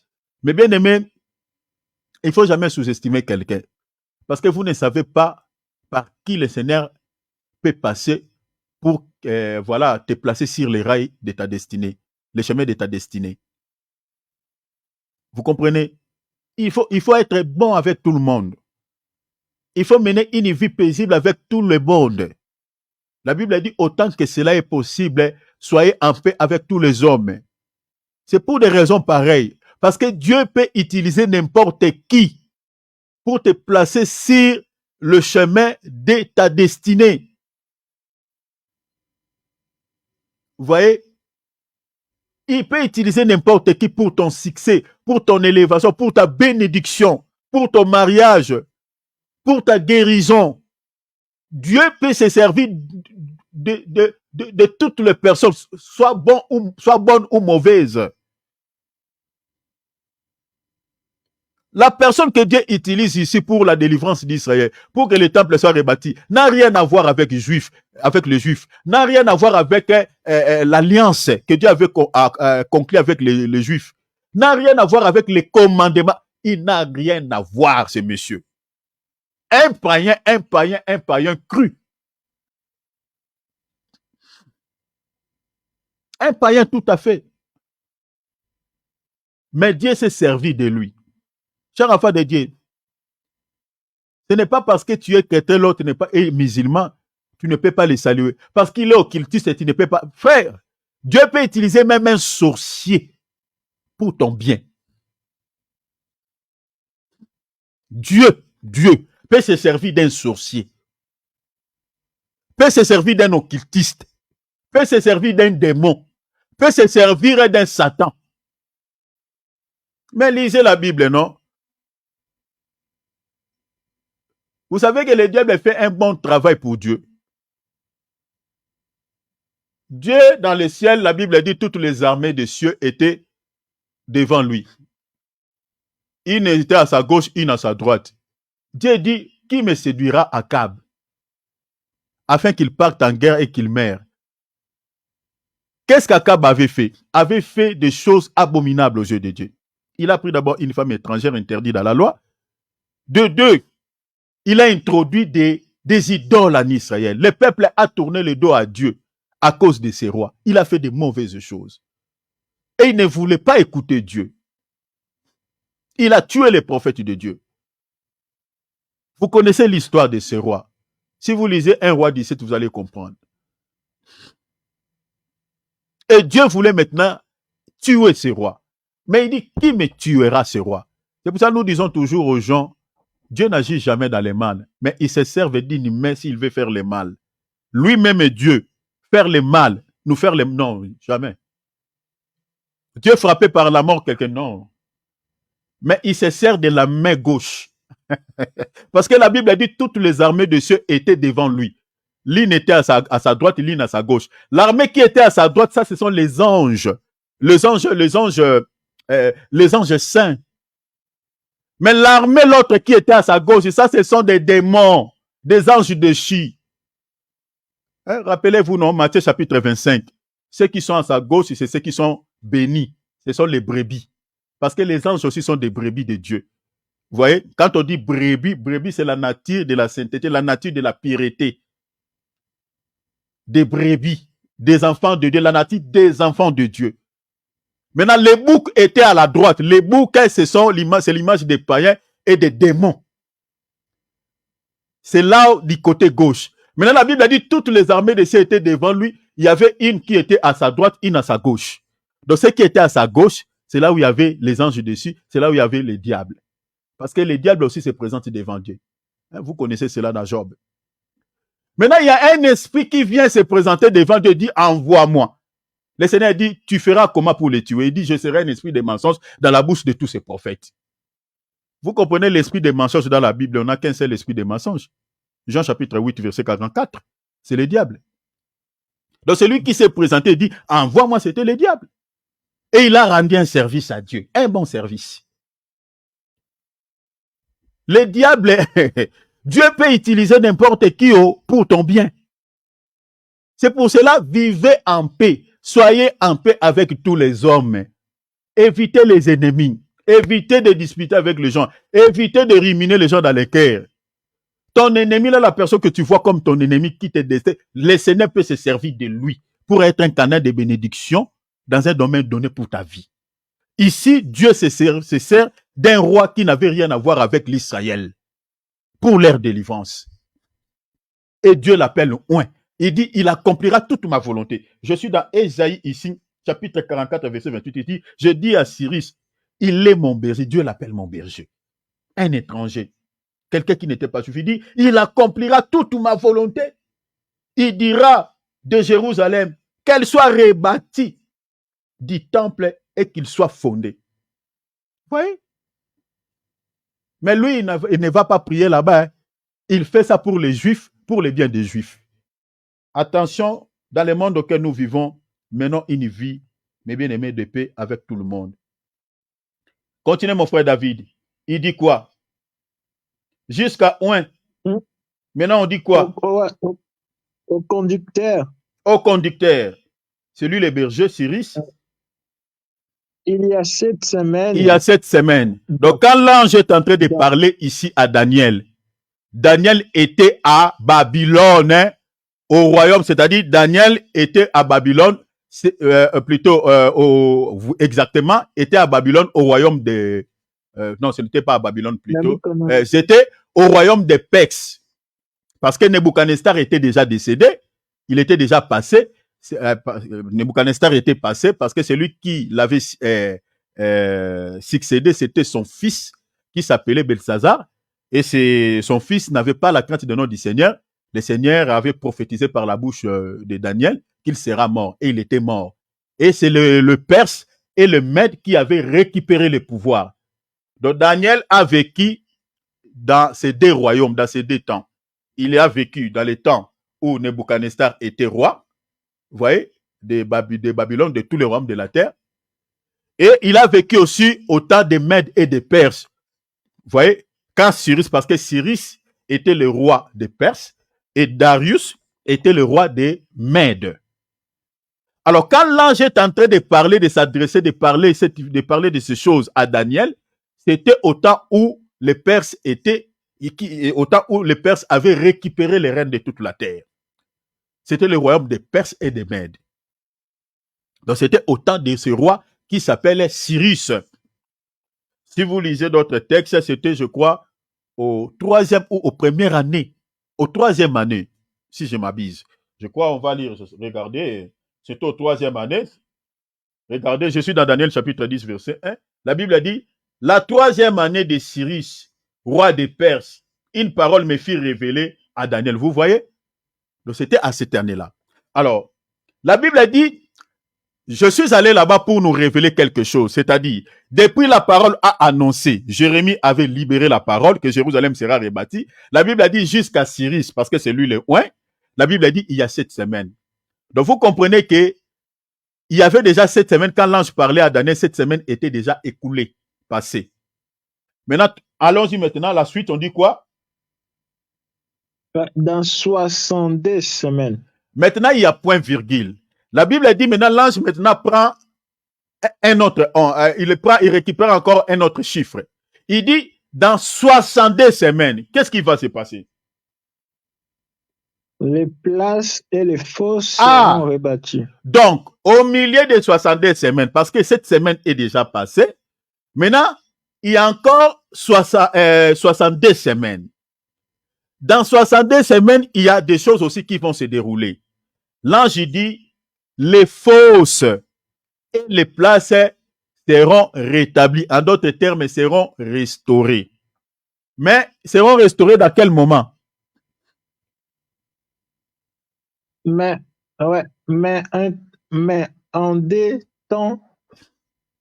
À des temps fâchés. Donc, à des temps fâchés, c'est-à-dire la restauration d'Israël, la restauration de tout ce que Nebuchadnezzar avait détruit. La ville était détruite, les temples, on avait mis du feu, on avait brûlé des choses, on avait détruit des maisons. Maintenant, le Seigneur parle maintenant la restauration de la ville de Jérusalem se fera, mais à des temps fâchés. Cela veut dire quoi? C'est-à-dire à des moments difficiles. Oui, Dieu, je te parle, que l'Israël sera restauré. Mais à quel moment? À quel temps? À des moments fâchés. C'est-à-dire à des moments difficiles. À des moments qui ne sera pas favorable pour le peuple juif. Vous vous rappellerez. Vous savez, quand les enfants d'Israël étaient retournés au pays des ancêtres, vous vous rappellerez que quand ils construisaient les murailles de Jérusalem, ils ont rencontré pas mal de soucis. Vous connaissez les Sambala et les Tobija, non? L'Israël travaillait une main, il tenait il travaillait, et l'autre main, il tenait une arme. Parce que ils n'avaient pas la paix. Ils construisaient, mais à des moments fâchés, à des moments difficiles, parce qu'il y avait des ennemis. Cher enfant de Dieu, vous savez, des fois, quand tu veux construire ta vie, toi, tu veux construire ta vie à des moments qui est tranquille, qui est tranquille. Cher enfant de Dieu, la vie est un combat. La Bible a dit la victoire qui triomphe du monde, c'est notre foi. C'est-à-dire la victoire qui nous donne, c'est-à-dire qui nous donne le succès dans ce monde, c'est la foi. Cela veut dire quoi? Dans ce monde, nous avons des combats. Dans ce monde, nous allons rencontrer des combats. La vie de ce monde, c'est une vie de combat. Mais là, la victoire face à ces combats, la clé que le Seigneur nous donne, c'est notre foi. Si nous voulons vaincre dans ce monde, remporter la victoire face aux ennemis de ce monde, il faut utiliser l'arme sophistiquée que la Bible nous présente, la foi. Parce que la foi est une arme. Je suis dans Ephésiens chapitre 6. La foi. La vie dans ce monde, ce n'est pas une vie facile. Il faut combattre. Il y a des ennemis. Dans nos familles, il y a des ennemis, il y a des sorciers. Dans les quartiers auxquels nous vivons, il y a des esprits de contrées. Je vous avais parlé ici. Donc nous vivons dans un monde où il y a des ennemis. Si nous voulons vaincre, chers enfants de Dieu, nous devons accepter de faire face à toutes ces réalités, combattre. Et puis on avance. L'Israël n'a pas rebâti Jérusalem, mais bien aimé dans la paix. Les ennemis étaient là, ils travaillaient une main, et puis l'autre, il tenait une arme. Conformément aux prophéties de Daniel, Jérusalem sera rebâti, mais à des temps faciles, à des temps difficiles. C'est ce qui était arrivé. Continuez, mon frère. Après les 62 semaines. Après, on ne dit pas avant. Après les 62 semaines, on dit quoi? Un ouin sera retranché. Un ouin sera retranché. Je vous avais dit ici. Les ouin ici, le deuxième ouin qui sera retranché, c'est le Messie souffrant. Il a été retranché par quoi? Parce qu'il a été rejeté et c'est par sa mort. Vous comprenez? Par la mort, le roi a été tué par le soldat romain à complicité avec le chef du peuple, avec les souverains sacrificateurs, en gros avec l'Israël. On a retranché le ouin. Mais selon la prophétie, ici l'ange est en train de dire à Daniel, quand ce ouin sera retranché, ce peuple-là n'aura plus jamais un roi. Personne ne les succédera. Personne ne les remplacera. Le trône restera vide. Ce que l'ange avait dit à Daniel ici, jusqu'à présent, c'est ce qui s'accomplisse en Israël. L'Israël n'a jamais eu un roi, un président. Jamais. Ils ont toujours un premier ministre. Il faut se poser la question, mais pourquoi l'Israël n'a jamais eu un président? Toujours on dit premier ministre. Premier ministre. Premier ministre Netanyahou, je ne sais pas aujourd'hui si c'est qui. C'est toujours Netanyahou, je ne sais pas. C'est toujours lui. Merci mon frère. C'est de nouveau lui, pour la troisième fois. C'est pour la troisième fois. C'est toujours le premier ministre. Mais bien aimé, c'est pour attester que même la prophétie qui caractérise l'enlèvement de l'Église, ça s'accomplira. Dieu ne ment pas. Amen. Dieu ne ment pas. Dieu ne ment pas. Il n'y aura pas de successeur après les 62 semaines. Donc vous comprenez que depuis la parole a annoncé que Jérusalem sera rebattue, les 7 semaines étaient écoulées jusqu'à Cyrus. Il y a eu encore 62 semaines qui a été accordées à ce peuple. On dit maintenant, après les 62 semaines, c'est-à-dire vous comprenez que la mort du Messie va mettre maintenant fin au calendrier juif, au calendrier aux 70 semaines de Daniel. Va mettre fin à ce calendrier. Donc quand vous calculez 62 semaines qui a été accordées à ce peuple, plus les 7 semaines qui étaient déjà passées depuis la prophétie de Jérémie jusqu'à Cyrus, ça fait au moins 69 semaines. Donc pour que les 70 semaines soient accomplies, il reste combien de semaines? Une semaine. Or, entre 69 semaines et les une semaine qui reste, qu'est-ce qui va se passer? Continuez la lecture, mon frère. On dit quoi? Continuez, mon frère. Ah ouais, je continue. Ouais. Les chefs qui? On dit quoi? Le peuple d'un chef qui viendra. qui viendra, détruira la ville et les sanctuaires. Tu peux t'arrêter là. Le chef d'un peuple qui viendra détruira la ville et les sanctuaires. Est-ce que vous êtes d'accord avec moi que cette prophétie s'est accomplie à la Septante avec Titus, n'est-ce pas, non?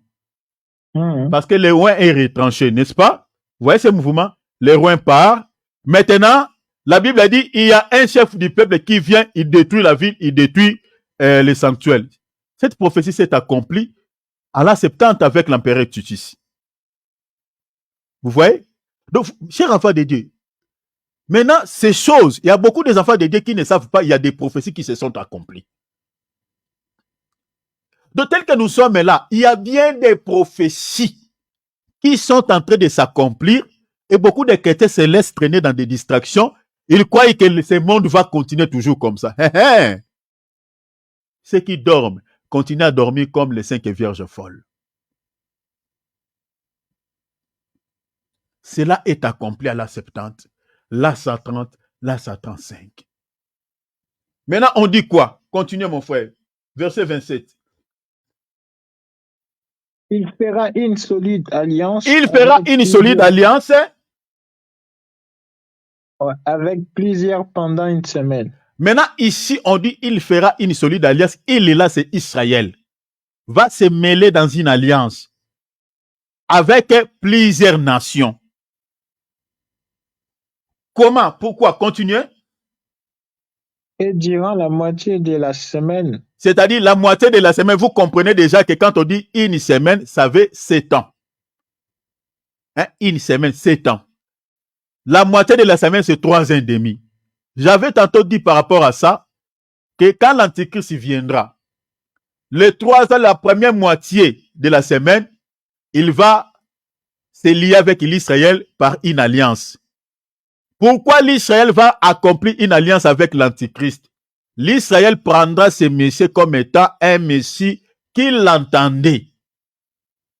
Parce qu'il va se présenter comme un Messie, comme un sauveur. Parce que vous savez que l'Antichrist, quand il viendra, il fera beaucoup de bien au monde. Beaucoup de bien. Vous savez, la Bible parle déjà de plusieurs antichrists. Il y a eu plusieurs antichrists, mes bien-aimés, dans notre monde. Prenons des gens comme des Staline, des gens comme des Hitler. C'était aussi des images de type des antichrists, des gens qui n'avaient rien à voir avec Dieu, qui s'en foutaient de Dieu. C'était des antichrists, ces gens-là. Maintenant, l'antichrist qui viendra ici conclure l'alliance avec l'Israël, mes bien-aimés, il sera pur que tous les antichrists, tous les tyrans que nous avons connus dans ce monde. Vous savez que l'Israël, vous savez comment est-ce que, qui c'est l'autre là, Hitler, comment est-ce qu'il a bâti l'Allemagne? Les gens ne savaient pas où ce monsieur prenait l'argent. C'était comme un miracle. C'était comme un miracle. Et quand l'Antichrist aussi viendra, c'est comme ça qu'il fera. Il fera des choses extraordinaires, des miracles. Le monde ici, il y a des pays pauvres, mais ils vont être construits comme des champignons. Regardez même aujourd'hui, actuellement, mes bien-aimés, regardez comment l'Afrique, comment est-ce qu'il est en train de s'élever. Suivez les informations, vous allez voir. Suivez. Comment est-ce que beaucoup de pays d'Afrique est en train de s'élever? Vous pensez que, mes bien-aimés, c'est par hasard? On construit des routes, des routes qui relient plusieurs pays, tout ça. J'avais vu même l'Union européenne, tout ça. On a signé un traité avec l'Union africaine, voilà, tout ça. Il y a beaucoup de choses là-bas, tout ça, qui fait bien dans les Caire, tout ça. Il y a les briques, il y a beaucoup de choses. Mais bien aimé, toutes ces choses-là que vous êtes en train de voir, on construit des routes, on est en train de bâtir des immeubles, on est en train de chercher comment on va améliorer la vie et le social, tout ça de l'humanité. Beaucoup regardent cela avec les yeux physiques, mais derrière cela, on prépare les terrains pour l'Antichrist. On lui prépare les terrains. Parce que quand lui, il viendra, il fera beaucoup de bien. Beaucoup, beaucoup, beaucoup. Il viendra comme un Messie. Selon la prophétie que l'apôtre Paul avait reçue de la part de Dieu dans 2 Thessaloniciens chapitre 2, la Bible a dit, il va aller s'asseoir en Israël. Beaucoup, il y a des spéculations, beaucoup disent que l'Antichrist sera un juif. Ça ne sera pas un juif. Ça ne sera pas un juif. Forcément, ça sera un étranger. Pourquoi? Parce que conformément à la prophétie des 70 semaines de Daniel, Dieu s'est servi de quelqu'un qui était non-juif pour rebâtir Jérusalem. Donc forcément, ça ne sera pas un juif, ça sera un étranger, mais qui manifestera un amour de l'hypocrisie, parce qu'il ne va pas vraiment aimer ses peuples, mais un amour d'hypocrisie de ces peuples, comme les États-Unis fait aujourd'hui. Tu touches l'Israël, tu touches l'Amérique. Vous voyez? Et c'est ainsi, l'Israël va les considérer comme étant les sauveurs qu'il entendait. Mais en réalité, ça ne sera pas ça. Maintenant, la Bible dit quoi? Quand il va cesser les sacrifices, quand il va rompre les cultes, parce que l'Israël, si tu touches là, là, il se sépare avec toi. L'Israël touchait autre chose, mais ne touchez pas au culte. Parce que ça, c'est l'héritage de leur père. Donc, si tu touches au sacrifice, tu touches au culte, à leur culte. L'Israël, donc, va rompre directement avec toi. Et c'est de cette manière que l'Israël va rompre l'alliance qu'il avait conclue avec cet homme. Mais cette prophétie, c'est ce qui est dit dans les versets 27 ici. Ça s'accomplira quand l'Église va partir en l'enlèvement. Parce que une semaine qui sera accordée à l'Antichrist, c'est la même semaine que l'Israël va utiliser. Parce qu'à la fin de la semaine-là, le Seigneur interviendra pour mettre fin au règne de ce monde. À la fin de la semaine. Parce que quand l'Israël va rompre l'alliance avec l'Antichrist, l'Antichrist ne va pas regarder l'Israël avec les yeux doux. Selon la prophétie de Zacharie, chapitre 14, ce Messie va tuer un tiers de Juifs. Il aura tendance, il va réunir, c'est là où maintenant on parle de la guerre d'Armageddon. C'est-à-dire, il va réunir toutes les nations de ce monde dans un lieu qu'on appelle Armageddon, pour pouvoir maintenant effacer l'Israël de la carte, qui n'existe plus. Et quand on va commencer à massacrer ces peuples, la Bible dit, selon la prophétie que Zacharie avait reçue, un tiers seront tués, des femmes seront violées, des femmes enceintes, on va déchirer leurs, on sort des enfants comme ça. Donc ça sera du jamais vu. C'est à ce moment-là, ils vont retourner les regards vers l'Éternel, ils pleureront. Lisez Zacharie 14, ils vont pleurer, ils vont tourner les regards vers le Dieu de leurs ancêtres. C'est à ce moment-là, le Seigneur viendra dans un vol rapide. C'est ça le retour glorieux du Seigneur Jésus-Christ, interviendra pour que l'Israël, la nation entière, ne soit pas tuée. C'est comme ça que le Seigneur livrera le combat contre les rois de la terre. Vous voyez, c'est là, c'est ça. Maintenant, entre les 69 semaines et le verset 27, ce qui est dit dans le verset 27, il va traiter une solide alliance avec plusieurs nations, c'est-à-dire avec l'Antichrist. Cette prophétie, entre 69 semaines et une semaine qui reste, il y a le temps qui a été accordé à nous les nations. Donc nous vivons un temps entre les 69 et les une semaine qui reste. Vous voyez, nous sommes là. Parce que le Messie, le un qui a été retranché, c'est le Seigneur Jésus-Christ. Mais à l'intérieur de cet homme, le Messie souffrant, il y avait une femme qui était cachée. C'est ça même le mystère d'Adam et Ève. Dieu a créé l'homme, mais à l'intérieur de l'homme, il y avait la femme. Parce que Dieu n'a pas formé encore une terre pour créer la femme. Il a pris seulement une des côtes de l'homme, il a rempli la chair, il a formé la femme, c'est tout. La femme, c'est pour ça que je dis toujours aux hommes d'aimer vraiment leur femme. Je parle aux chrétiens. Si c'est là même aux païens, mais je ne sais pas, mais plus aux chrétiens, d'aimer leur femme. Parce que la femme est la partie de l'homme. La femme est tirée de l'homme.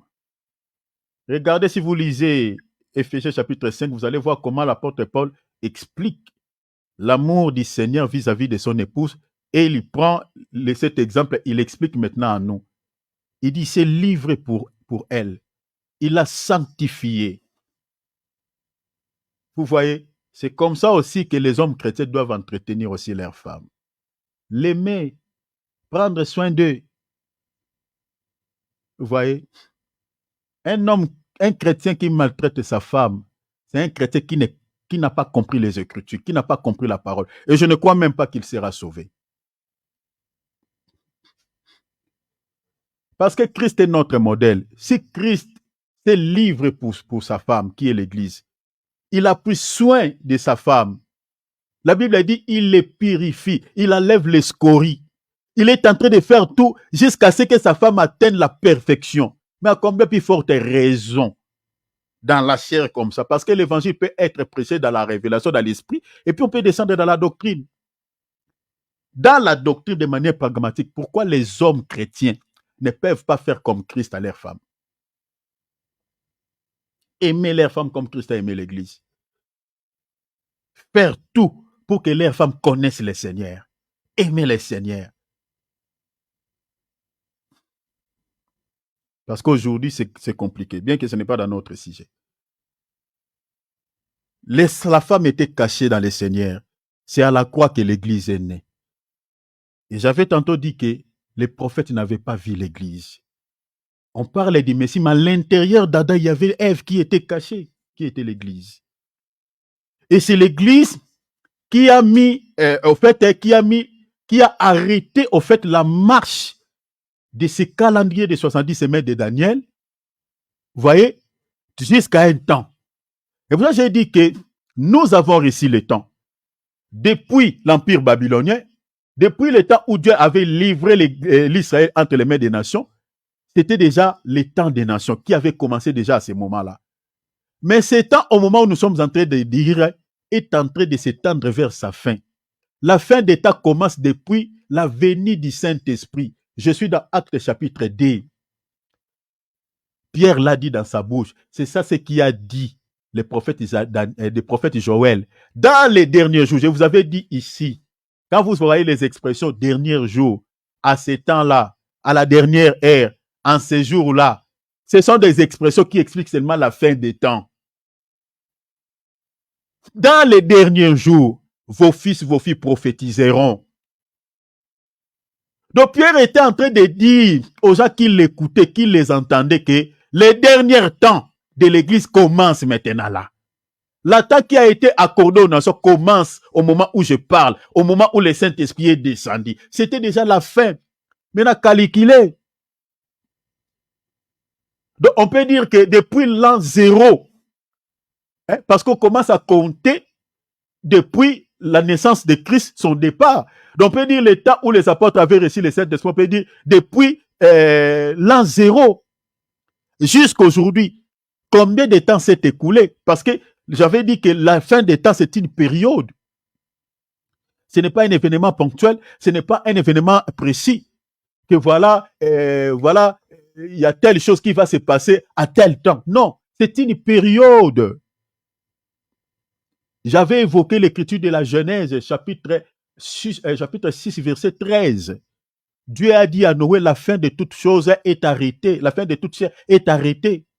Mais depuis que Dieu avait libéré cette parole, ça avait pris combien de temps? Noé a construit l'arche pendant combien de temps? C'est-à-dire, tout le temps que Noé était en train de construire, là, c'était toujours la fin du monde. Mais les habitants de ce temps-là ne savaient pas que la fin de toute chair est arrêtée. Pierre a dit que c'est les derniers jours, c'est la fin des temps. La manifestation de l'Esprit que vous avez vue là sur nous, cela atteste que vous, les nations, vous n'avez plus le temps. C'est la fin des temps. Il y a déjà des millénaires qui est déjà passé.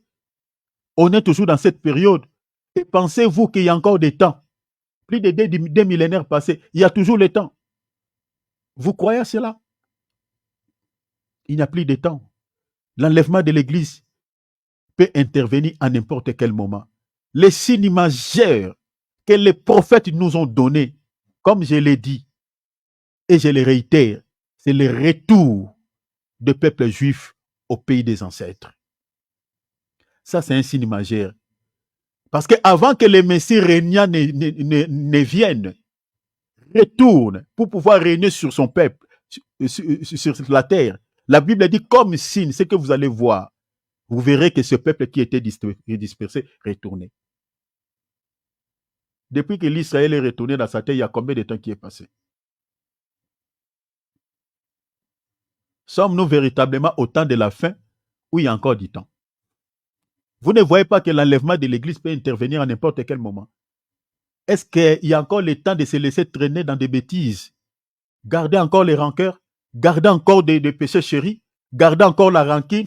Insulter encore? Vivre encore dans l'impudicité? Vivre encore dans des vies qui n'honorent pas Dieu? N'est-ce pas c'est le temps de mettre la parole de Dieu en application? N'est-ce pas c'est le temps de mener une vie de l'esprit? Être comme les 5 vierges sages qui avaient l'huile en réserve, qui est le manche de l'esprit, qui est la vie de l'esprit, qui est l'image de la crainte de notre Seigneur. N'est-ce pas c'est à ce temps ici? Parce que nous sommes vraiment au milieu de la nuit. La grâce qui nous a été faite va retourner à l'Israël. Parce que ce peuple est rentré déjà au pays des ancêtres. Conformément aux prophéties bibliques, je suis dans Ézéchiel 37. La chair est entrée dans les eaux. Dieu a mis le nerf. Maintenant, ce qui reste, c'est quoi? C'est l'esprit. Tout ce que l'Israël attend, c'est l'esprit de grâce. Les ossements sont sortis des tombeaux. Tous se sont rassemblés dans un même lieu. Ce qui manque, c'est l'esprit. Que Dieu puisse déverser l'esprit de grâce. Le temps n'est plus. Le temps n'est plus. Je vous ai montré noir sur blanc dans la parole, le temps n'existe plus. Chacun doit examiner sa vie. Je m'arrête ici. Demain, on va continuer.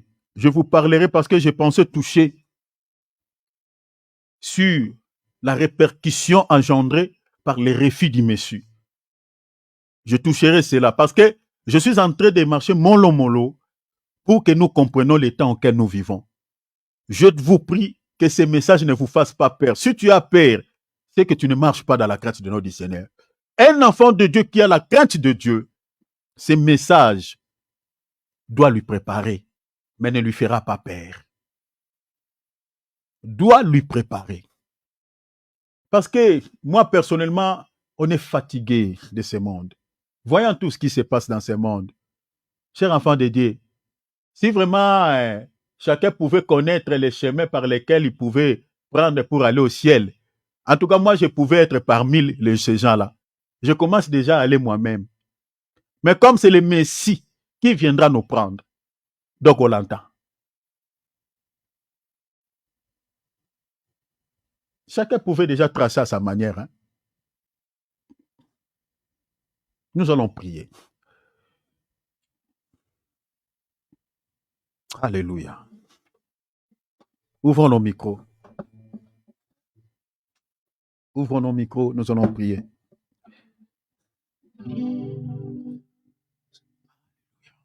Ouvrons nos micros, nous allons prier. Demandez de l'aide auprès du Seigneur après cette chanson. Demande vraiment, dis papa, je ne vais pas rater ce jour. Je vais être sauvé. Si tu es là où il y a des bruits, tu mets ton micro à mode silencieux. S'il n'y a pas de bruit, pas de souci. Chantez avec moi cette chanson. Soutiens-moi, Seigneur. Soutiens-moi, Seigneur. Soutiens-moi, Seigneur. Tends-moi la main. Soutiens-moi, Seigneur. Soutiens-moi, Jésus. Soutiens-moi, Seigneur. Tends-moi la main. Soutiens-nous. Soutiens-nous, papa. Soutiens-nous, papa. Tends-nous la main. Soutiens-moi, Seigneur. Soutiens-moi, Seigneur. Soutiens-moi, Seigneur. Tends-moi la main. Soutiens-moi, Jésus. Soutiens-moi, Jésus. Oh mon Père, tout seul je ne peux pas. Tout seul je ne peux pas. Tout seul, mon frère, ma sœur, ne peuvent pas, Seigneur. Aidez-nous. Donne-nous la force de marcher dans la crainte de ton nom, Seigneur. Aidez-nous. Tu peux déjà commencer à prier. Tu peux déjà commencer à demander de l'aide. Pendant qu'on chante, doucement, tu pries, tu demandes la grâce de Dieu. Soutiens-nous, Jésus. Soutiens-nous, Jésus. Soutiens-nous, Papa. Oh mon Père, ma bravo kana, yendere ma santé, indorobo sotori amradi, ereskatari abrada shidere baso, Papa. Oh, donne-nous la main. Soutiens-nous, Shiloh. Soutiens-nous, Shiloh. Soutiens-nous, Shiloh. Donne-nous ta droite. Soutiens-nous, Shiloh. Soutiens-nous, Shiloh. Mon Père, mon Dieu, mon roi. Oh, Riamasata Brada. Je ne peux pas. Je demande ta grâce sur la vie de mon frère qui a écouté ce message. Papa, tout seul, c'est difficile. Le monde nous sollicite. Le monde nous propose beaucoup de choses. Mais nous demandons ton aide. Nous demandons ton aide, Papa. Ah, mon Père, donne-nous la capacité, Seigneur, de mener la vie de l'Esprit, de marcher dans la crainte de ton nom, Seigneur. Aidez ma sœur, aidez mon frère. Que personne ne rate ce jour. Tout celui qui a écouté cet enseignement, que personne ne rate. Ah Yahweh, ta grâce soit déversée, Saint-Esprit, sur nos vies. Je te prie, mon Père. Soutiens-nous. Soutiens-nous. Soutiens-nous, Yahweh. Oh. Soutiens-nous, Yahweh. Oh. Soutiens-nous, Yahweh. Oh. Donne-nous la main. Soutiens-nous, Yahweh. Oh. Soutiens-nous, Yahweh. Oh. Tout seul c'est difficile. Donne-nous la main. Soutiens-nous, Yahweh. Soutiens-nous, Papa. Soutiens-nous, notre Père. Donne-nous la main. Oh.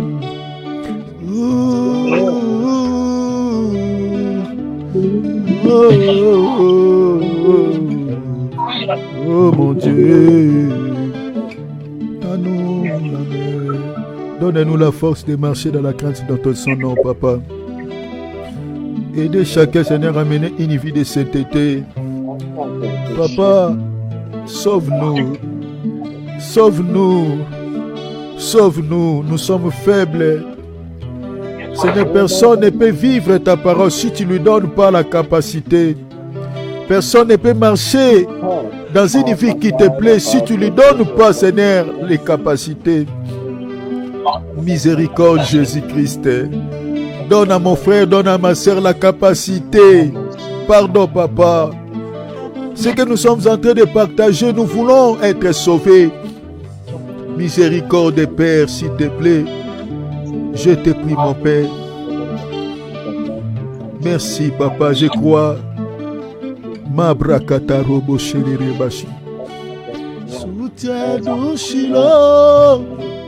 Soutiens-nous, Shiloh. Soutiens-nous, Shiloh.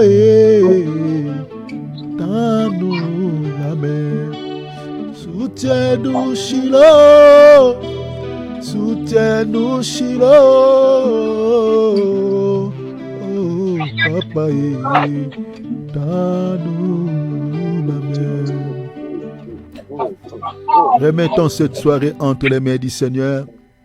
Demandons à Jésus de pouvoir veiller sur nos âmes, nous donner toujours la soif de lire sa parole, de ne pas rester longtemps sur les télés, si des balivernes, mais que nos âmes soient nourries de la parole. Qui te donne la force ce soir de méditer, qui te donne la force ce soir de prier. Cher enfant de Dieu, armez ton esprit de ces choses, je le dis de tout mon cœur. Restons comme enfants de Dieu, vivons comme enfants de Dieu, même là